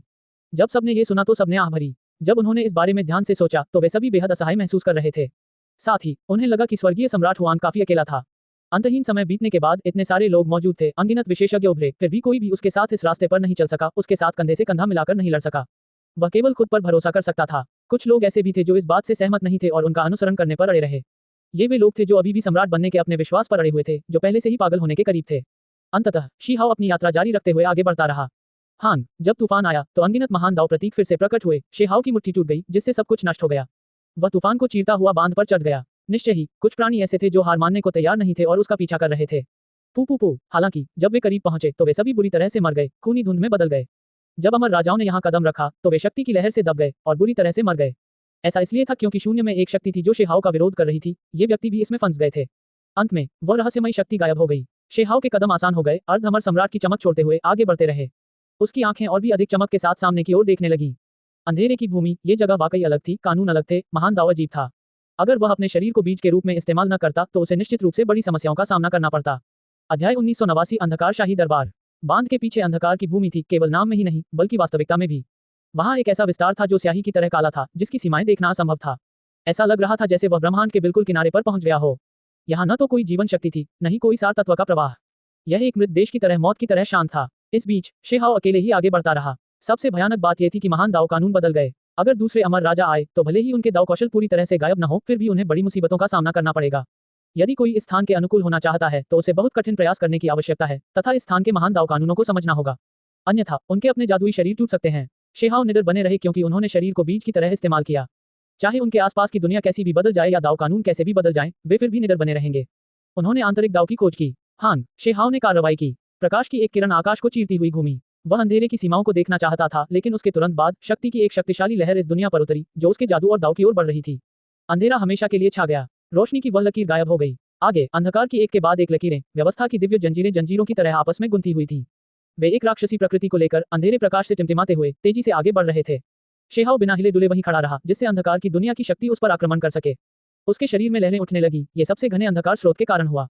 कियांग, अंधकार की दिव्य व्यवस्था की सारी जंजीरें भालों की तरह एकदम सीधी चली गईं। अंधकार में प्रकाश और शीतलता लेकर शून्य को भेदती हुई अत्यंत भयावह रूप में सामने आई। शेहाओ के शरीर के बाहर प्रकाश का विस्तार फैल गया जो उसे अंदर से सुरक्षित रखता था तथा सभी तकनीकों से अप्रभावित था। कच, शेहाओ के शरीर के बाहर अंधकार की दिव्य जंजीरें इंच इंच करके टूट गईं, फट गईं और अंधेरे प्रकाश के कणों में बदल गईं। फिर वे तीव्रता से बढ़ने लगी, पूरी तरह से मिट गईं। शेहाओ ने कदम आगे बढ़ाए, इस प्राचीन अंधकार में भूमि से होते हुए दूर की ओर बढ़ते हुए। वहां राक्षसी विशाल पर्वत थे जो स्याही की तरह काले थे, जो आकाश में ऊंचे थे। साथ ही विशाल नदियां थीं जो इतनी काली थीं कि किसी को भी एक अजीब सा एहसास होता था, चुपचाप बह रही थीं। शेहाओ आगे बढ़ा। रास्ते में उसे दूसरे जीव भी दिखे, हालांकि वे सभी मर चुके थे, पता नहीं कितने हजार साल पहले गुजर गए। उनके शरीर बर्फ की तरह ठंडे थे, बिल्कुल भी हिल नहीं रहे थे। उनमें से कुछ पहाड़ जैसे विशाल थे, कुछ की ऊंचाई एक सामान्य व्यक्ति जितनी थी। शेहाओ के शरीर की गहराई में सब कुछ बर्फीला ठंडा था। उसने कई लाशें देखी, वे सभी अमर राजा स्तर की थीं। इसके अलावा वे अतुलनीय रूप से शक्तिशाली प्रकार के थे। इसमें कोई संदेह नहीं कि वे सभी विशालकाय थे। अवसर के लालच में वे किनारे पर चढ़ गए, लेकिन अंत में वे इतनी दूर तक नहीं जा सके और मारे गए। एक हल्के स्पर्श से कई लाशें अचानक राख में बदल गईं और सीधे बिखर गईं। ये लाखों करोड़ों वर्षों के सबसे शक्तिशाली प्राणी थे, फिर भी अंत में इनका अंत बहुत दुखद हुआ। उनमें से कुछ लोग अंधकार की अराजकता को दबाने के लिए यहाँ आए थे, कुछ इसलिए कि वे इसे तोड़ सकें और अमर सम्राट बन सकें, लेकिन अंत में वे सभी धूल में पुनर्जन्म ले गए। हान, अचानक काली राख तेजी से घूमने लगी और शेहाओ के बगल में एक राक्षसी ड्रैगन बन गई। ये रसातल के रंग की तरह काला था, दहाड़ते हुए खुद को शेहाओ की ओर फेंक रहा था। यह अभी वाला वही जीव था। ये स्पष्ट रूप से अभी राख में बदल गया था, लेकिन अब यह अचानक फिर से प्रकट हुआ और दुनिया को झकझोर देने वाली शक्ति के साथ फट पड़ा। पिंग, शेहाओ ने अपना हाथ उठाया और सीधे इस अंधेरे राक्षसी ड्रैगन के शरीर को एक ही झटके में पकड़ लिया, साथ ही उसके विशाल सिर को भी पकड़ लिया। एक गैबिंग शोर के साथ ड्रैगन का सींग फट गया। ये वास्तव में कोई भ्रम नहीं था, ये सचमुच पुनर्जीवित हो गया था, अपने शरीर का पुनर्निर्माण कर रहा था। गर्जन, ड्रैगन की चीख सुनाई दी, जिसने ऊपर के आसमान और नीचे की धरती को हिला दिया। अंधेरे का तूफान पूरी तरह से भड़क उठा, ये जगह हिलने लगी। इसने वास्तव में आदि अमर सम्राट शक्ति जारी की। इसने शेहाओ पर हमला करते हुए भयंकर संघर्ष किया। प्राकृतिक नियमों द्वारा निर्मित शरीर उधार लेकर जीवन पाने के बावजूद भी तुम क्रूरता से काम करने की हिम्मत करते हो। शेहाओ ने बिना किसी प्रभाव के हल्की चीख मारी। हॉर्न की आवाज के साथ उसने अपनी बांह को जोर से हिलाया। उसके हाथों में मौजूद वह काला अंधकार ड्रैगन तुरंत अलग हो गया, काला राक्षसी खून छोड़ते हुए पूरी धरती पर बिखर गया। ये स्वर्ग और पृथ्वी की इच्छा के कारण हुआ था। वह गुप्त शक्ति जिसने मूर्ख शरीर में संघनित होने से पहले ही उस पर हमला कर दिया था, यहाँ क्रूर शक्ति का प्रदर्शन करते हुए उसकी जान लेने की इच्छा से। इससे ज्यादा कुछ नहीं, सिर्फ आधे अमर सम्राट के नियम, सिर्फ ऐसे नियम जिनका मैं इस्तेमाल कर सकता हूँ। शेहाओ ने एक छोटी सी चीख निकाली, फिर उसका शरीर चमक उठा, बेहद चमकदार हो गया, अंधेरे को रोशन कर दिया। आभा बस बहुत चौंकाने वाली थी। पूरा डैम वर्ल्ड मानो चमक की भूमि बन गया था। वह भी यहाँ टूटकर फूट रहा था। पू, शेहाओ ने इस राक्षसी ड्रैगन के शरीर को अलग अलग मोड़ दिया, काला खून बह रहा था, ज्वालामुखी की तरह फट रहा था। यह आधे अमर सम्राट के कानूनों का विनाश था। होंगलोंग, स्वर्ग और पृथ्वी फट गए, इस प्राचीन भूमि पर अंधकार का स्रोत उमड़ पड़ा। ऐसा लगा जैसे कोई अंडरवर्ल्ड महल उतर आया हो, जिसने इस दुनिया की सारी जीवन शक्ति को मिटा दिया हो।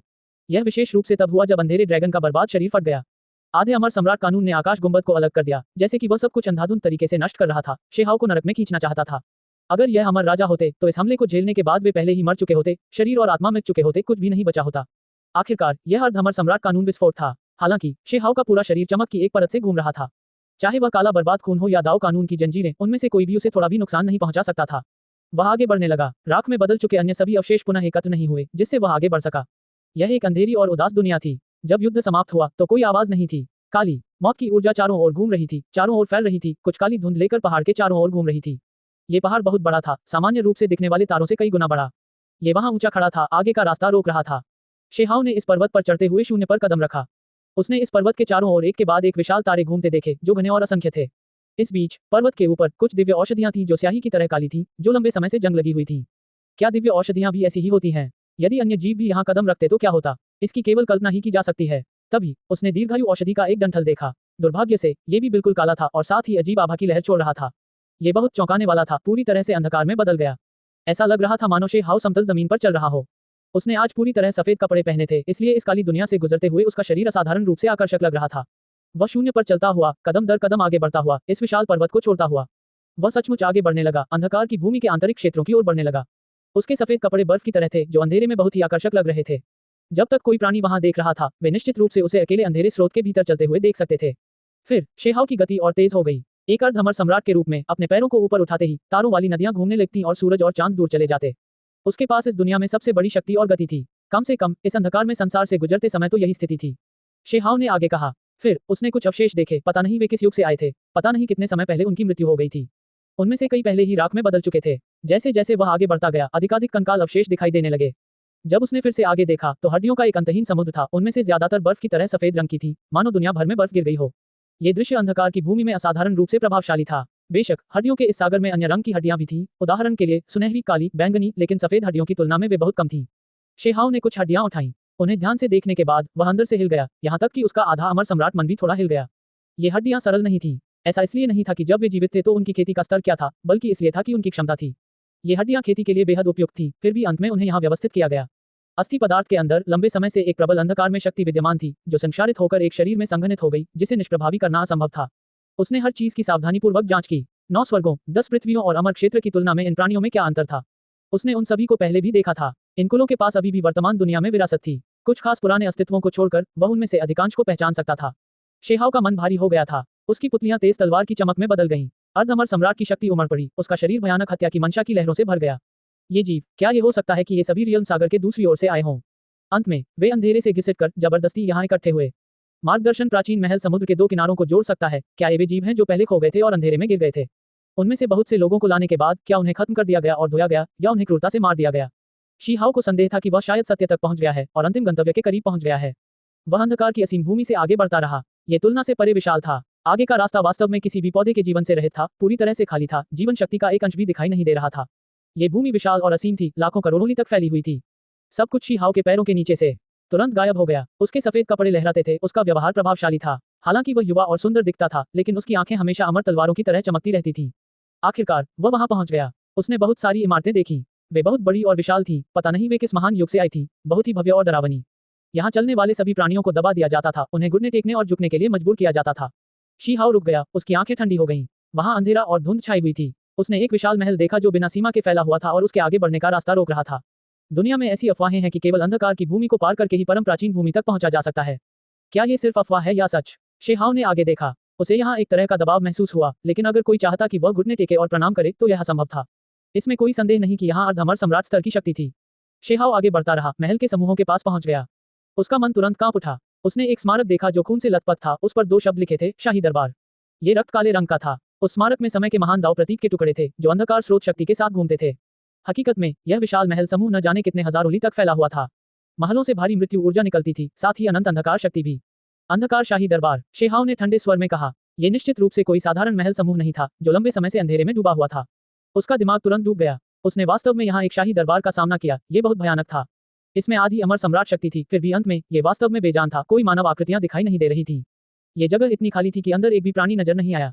ये तब तक जारी रहा जब तक वह केंद्रीय महल के पास नहीं पहुंच गया। इस जगह पर आखिरकार कुछ हलचल हुई। अचानक एक आवाज आई, पुरानी, खींची हुई और धमकी भरी, जिसने शी हाओ को भी अंदर से कांपने पर मजबूर कर दिया। जो लोग यहाँ तीर्थयात्रा करते हैं वे पवित्र और सच्चे होते हैं। दूसरे किनारे से आते समय वे हर कदम पर झुकते हैं, सभी सिर्फ इस एक से मिलने के लिए। तुम हत्या के इरादे से क्यों आए हो? तीर्थयात्रा? आप कौन हैं? शी हाओ ने ठंडे स्वर में पूछा। सम्राट, बस यही एक शब्द था। वह आवाज बहुत भयावह थी, मानो कोई बेमिसाल राजा उससे सवाल कर रहा हो, उसे नीचे देख रहा हो। यह इस दुनिया के सभी प्राणियों को कांपने के लिए पर्याप्त था, उनके शरीर और आत्मा को एक ही इच्छा से चूर्ण में चूर्ण कर देने के लिए पर्याप्त था। यह एक जीवित अस्तित्व था। इन विशाल महलों में वह एकमात्र जीवित व्यक्ति था जो सम्राट होने का दावा कर रहा था। वह बहुत ऊपर था, प्रतिष्ठित और पवित्र। उसने अभी तक अपना रूप प्रकट नहीं किया था, केवल इस प्रकार की बेजोड़ आभा जारी की थी जो अंतहीन अतीत को नजरअंदाज करती थी। क्या यहाँ कोई सच्चा सम्राट था? शी हाओ की पुतलियां सिकुड़ गईं, उसका चेहरा गंभीर हो गया। हालांकि उसे बिल्कुल भी डर नहीं लगा। वह एक अर्धअमर सम्राट था, उसका अपना आत्मविश्वास था, उसकी अपनी बेजोड़ उपस्थिति थी। उसे डर क्यों लगता? वह आगे की ओर देखता हुआ आगे बढ़ने लगा। अध्याय 1990 सम्राट। मूलतः स्वर्णिम महल अब कालेपन और गहरी चमक के छींटे बिखेर रहा था, मानो उसे काले अमर सोने से चमकाया गया हो। ये स्पष्ट रूप से अंधकार की शक्ति थी जिसने यहाँ पर जंग लगा दी थी। केंद्रीय विशाल महल के अंदर एक गरिमा में आवाज गूंजी, शोर के साथ गड़गड़ाहट। महल हिल रहा था और अधिक से अधिक गरिमा में दिव्य और अलंघनीय होता जा रहा था। हालांकि शी हाओ के कदम स्थिर और बलवान थे, अविचल। उसके पास एक प्रकार की दृढ़ता और निर्णायकता थी। वह बड़े कदमों से आगे बढ़ रहा था। प्रत्येक कदम के साथ महल हल्के से कांप उठते थे। उसी क्षण जमीन कांपने लगी। डार्कनेस इंपीरियल कोर्ट के सभी महल हिलने लगे, मानो वे आसमान में उड़ जाएंगे।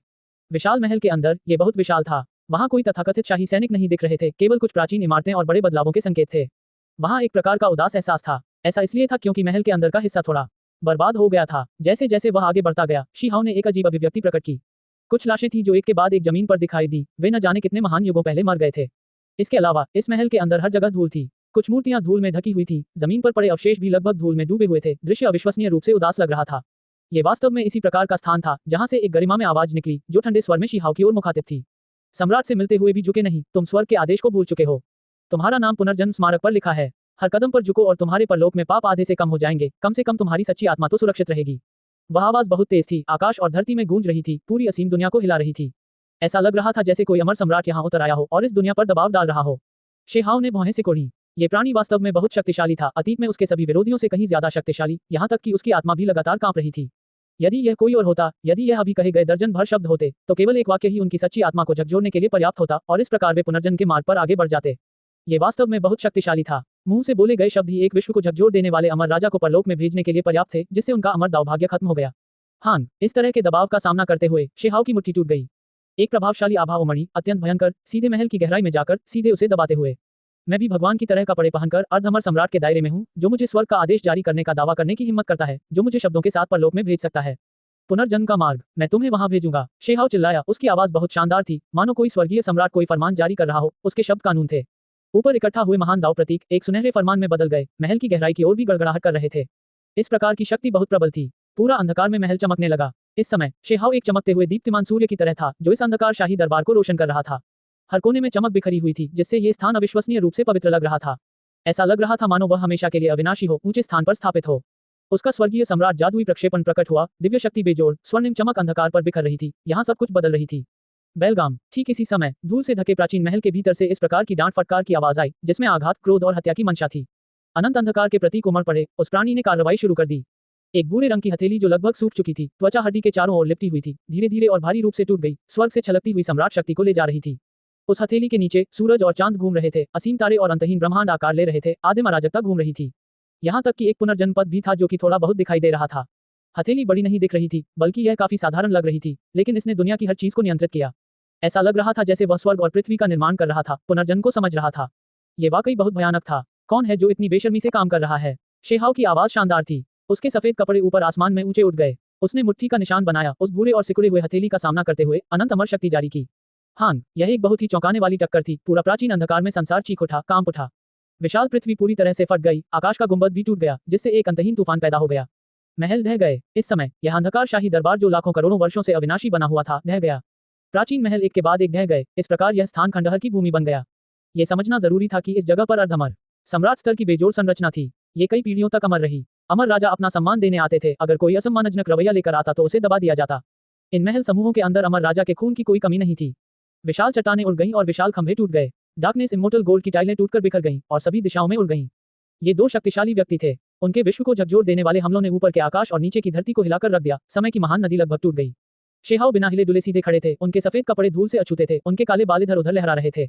हालांकि उनका पूरा शरीर सुंदर और सुडौल था, लेकिन उनकी आंखों में अभिव्यक्ति लगातार क्रूर होती जा रही थी।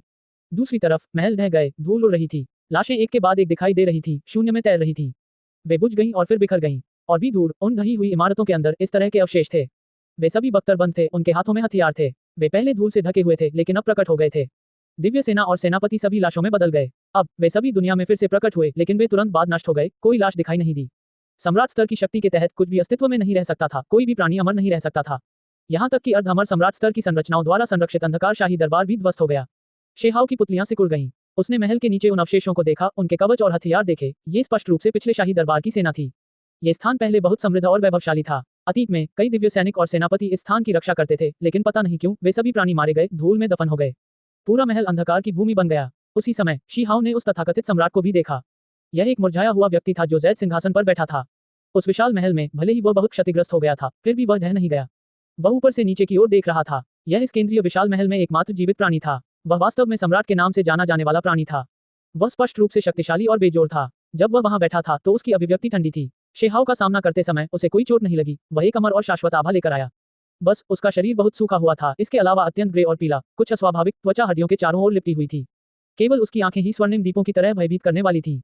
शायद उन्हें अंधेरे में पुनर्जन्म लेने वाले दो सूर्यों के रूप में बेहतर ढंग से वर्णित किया गया था, जो खोई हुई आत्माओं का मार्गदर्शन करने में सक्षम थे। उसके सिर के बाल सफेद थे, उसकी आंखों का सफेद भाग भी सफेद था, लेकिन उसकी पुतलियां सुनहरी, तीखी और डरावनी थीं।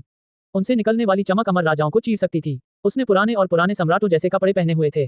वे उसके सिकुड़े हुए शरीर पर लिपटे हुए थे, ढीले और ढीले ढाले। उसके सिर पर एक सम्राट का मुकुट था जो 9 रंगों की चमक के साथ बह रहा था, जो सभी चीजों पर चमक रहा था। हालांकि 9 रंगों के भीतर एक काली आभा थी जो भयावह और घनी थी। पतित अर्धअमर सम्राट, सम्राटों का कोई मुकाबला नहीं है। जैसे जैसे वर्ष बीतते गए, महान युग पुनर्जन्म लेते गए, भले ही स्वर्ग मिट जाए, सभी चीजें खत्म हो जाएं, मेरा शरीर फिर भी अमर रहेगा। इसमें गिरने की क्या बात है? जैद सिंहासन पर बैठे भूरे बालों वाले आदमी की आवाज धीमी और ठंडी थी, जिसमें एक तरह की मैं ही एकमात्र सम्राट हूँ वाली आभा थी। वह सभी चीजों को नीचे की ओर देखता था, मानो वह इस दुनिया का एकमात्र सम्राट हो। शेहाओ ने कुछ नहीं कहा, बल्कि उसे घूरता रहा, उसके शरीर के हर एक हिस्से को घूरता रहा। ये प्राणी अभी भी जीवित था और वह किसी प्रकार की कठपुतली नहीं था। लेकिन उसे ऐसा अजीब सा एहसास क्यों हुआ? उसे बस ऐसा महसूस हुआ कि कुछ अजीब है। यह एक पीढ़ी का अर्धअमर सम्राट था, तो फिर उसका शरीर क्यों सूख गया था? उसके हाथ क्यों सूख गए थे? मांस क्यों सूख गया था? केवल त्वचा की एक परत ही बची थी, जो हड्डियों के चारों ओर लिपटी हुई थी। फिर भी ये व्यक्ति वास्तव में बहुत शक्तिशाली था। वह अब तक का सबसे शक्तिशाली दुश्मन था जिसका सामना शेहाओ ने किया था। यह विशाल शाही दरबार आपके द्वारा बनाया गया था? शीहाओ ने पूछा। सही। स्वयंभू सम्राट ने सिर हिलाया, उसके भूरे बाल इधर उधर उड़ रहे थे, उसकी निगाहें डराने वाली थीं। उसने पूरी दुनिया को देखा, उसके शरीर से एक तरह की सर्वोच्च सत्ता की आभा निकल रही थी। सभी दिव्य सेनाएं और सेनापति क्यों नष्ट हो गए? शीहाओ ने पूछा। उन्होंने सम्राट के आदेश के विरुद्ध काम किया, इसलिए मैंने स्वयं उन सभी को मार डाला। सम्राट ने ठंडे स्वर में कहा। शेहाओ ने ठंडी सांस ली। उन स्वर्गीय सेनापतियों में निश्चित रूप से कुछ अमर राजा थे, उनमें से कई शक्तिशाली व्यक्ति थे जिनके पास गहन दाव कौशल थे। वे शाही दरबार के थे, तो उन्होंने विद्रोह क्यों किया? वे सभी मारे गए थे। शेहाव की आंखें बर्फ की तरह ठंडी हो गईं। उसे घूरते हुए कहा, क्षेत्र सागर के दूसरी ओर, अंधेरे का आक्रमण, दफन क्षेत्र और विदेशी क्षेत्र का उद्भव, मार्गदर्शन, प्राचीन महल, क्या इन चीजों का आपसे कोई लेना देना है? आप मान सकते हैं कि ये सच है। स्वयंभू सम्राट ने उदासीनता से उत्तर दिया। उसकी पुतलियों में चमक घूम रही थी, सुनहरी बहुरंगी रोशनी स्वर्गीय दाव की तरह घुस रही थी। उसका पूरा अस्तित्व धीरे धीरे आदिम अराजकता में समा गया। कुछ ही दूरी पर हड्डियों का एक समुद्र है। वे किस तरह के जीव थे? शी हाव ने चिल्लाकर कहा। शाही दरबार के लोग, साथ ही वे लोग जिन्होंने तीर्थयात्रा की है। तुमने उन्हें मार डाला। शेहाव की आंखें ठंडी थीं। उसे लगा कि कुछ ठीक नहीं है। एक तरह की अशुभता थी, लेकिन वह ये नहीं बता सकता था कि वह क्या थी। चीजें उसकी कल्पना से कहीं ज्यादा खतरनाक थीं। जैद सिंहासन पर बैठे व्यक्ति ने हर बात का जवाब नहीं दिया। उनके लिए खुद को बलिदान करना सबसे अच्छा अंत है। इसके अलावा दूसरे किनारे पर अंधेरे के आक्रमण के बारे में क्या, जिन जीवों को निर्देशित किया गया था? वे कहाँ हैं? शेहाव चिल्लाया। उसने विलो देवता, महान बुजुर्ग मेंग तियांजिंग और हो लिंग एर के बारे में सोचा।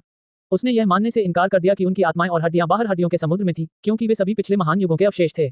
आपके पास बहुत सारे प्रश्न हैं, जैद सिंहासन पर बैठे व्यक्ति ने ठंडे स्वर में कहा। तो फिर युद्ध शुरू हो जाएगा। शेहाव चिल्लाया। एक कियांग ध्वनि के साथ उसने सीधे अपनी अमर तलवार खींची, जिसकी चमक ने अंधेरे की भूमि को रोशन कर दिया।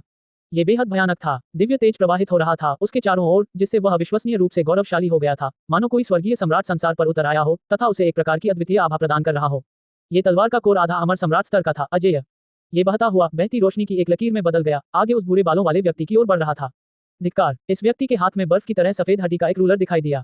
यह महीन जैड की तरह चमक रहा था, जिससे हल्की चमक निकल रही थी। ये स्पष्ट रूप से एक अर्ध अमर सम्राट स्तर का हथियार भी था। जब यह अमर तलवार से टकराया तो सभी दिशाओं में चिंगारियां उड़ी। दोनों के बीच फूटने वाले प्रतीक बहुत रहस्यमय थे। समय की महान नदी को काटते हुए इसने तुरंत सब कुछ अभिभूत कर दिया। हान, फिर इस व्यक्ति ने अपना मुंह खोला और एक हड्डी का निशान थूक दिया। ये तेजी से बड़ा हो गया, शेहाव की ओर दबा रहा था। दृश्य भयानक था। हड्डी की छाप समय को ले गई, सबसे शक्तिशाली व्यक्तियों के नियमों के साथ घूमती हुई, आगे की ओर टूटती हुई। होंगलोंग, कानून पूल शेहाव के सिर के ऊपर दिखाई दिया। इसने सभी चीजों को प्राप्त किया, अनगिनत दाव कानून प्रकट हुए, उसे अंदर से सुरक्षा प्रदान की, सभी तरीकों के लिए अभेद्य। जब वह हड्डी का निशान टूटकर गिर गया तो कानून डगमगा गए और अनंत शुभ बहुरंगी प्रकाश उत्सर्जित हुआ, जिसने उसे तोड़ दिया।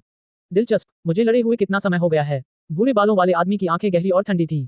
वह खड़ा हो गया, जैड मंच से उठकर कदम से कदम मिलाकर शेहाव की ओर चल पड़ा। कियांग, शेहाव ने अपनी जादुई कलाकृतियों को सक्रिय किया और उनका प्रयोग दुश्मन के हथियारों का सामना करने के लिए किया। उसने खुद किसी अन्य हथियार का इस्तेमाल नहीं किया, बल्कि बाहर निकल गया। अब समय आ गया था कि वह अपनी आदि अमर सम्राट स्तर की ताकत का सही मायने में परीक्षण करे। मैंने अतीत और वर्तमान पर अपना वर्चस्व कायम किया है, ऊपर के आसमान और नीचे की धरती पर बेजोड़ बन गया हूँ, पराजय का एहसास करने में असमर्थ हूँ, भले ही मैं चाहूँ। तुम इस समय प्रकट हुए हो, लेकिन अंत में तुम एक बलिदान से ज्यादा कुछ नहीं हो। भूरे बालों वाले आदमी ने ठंडे स्वर में कहा। जिन लोगों ने मुझसे ऐसी बातें कही थी, उन सभी को मैंने मार डाला है। शेहाव का उत्तर सरल और सीधा था।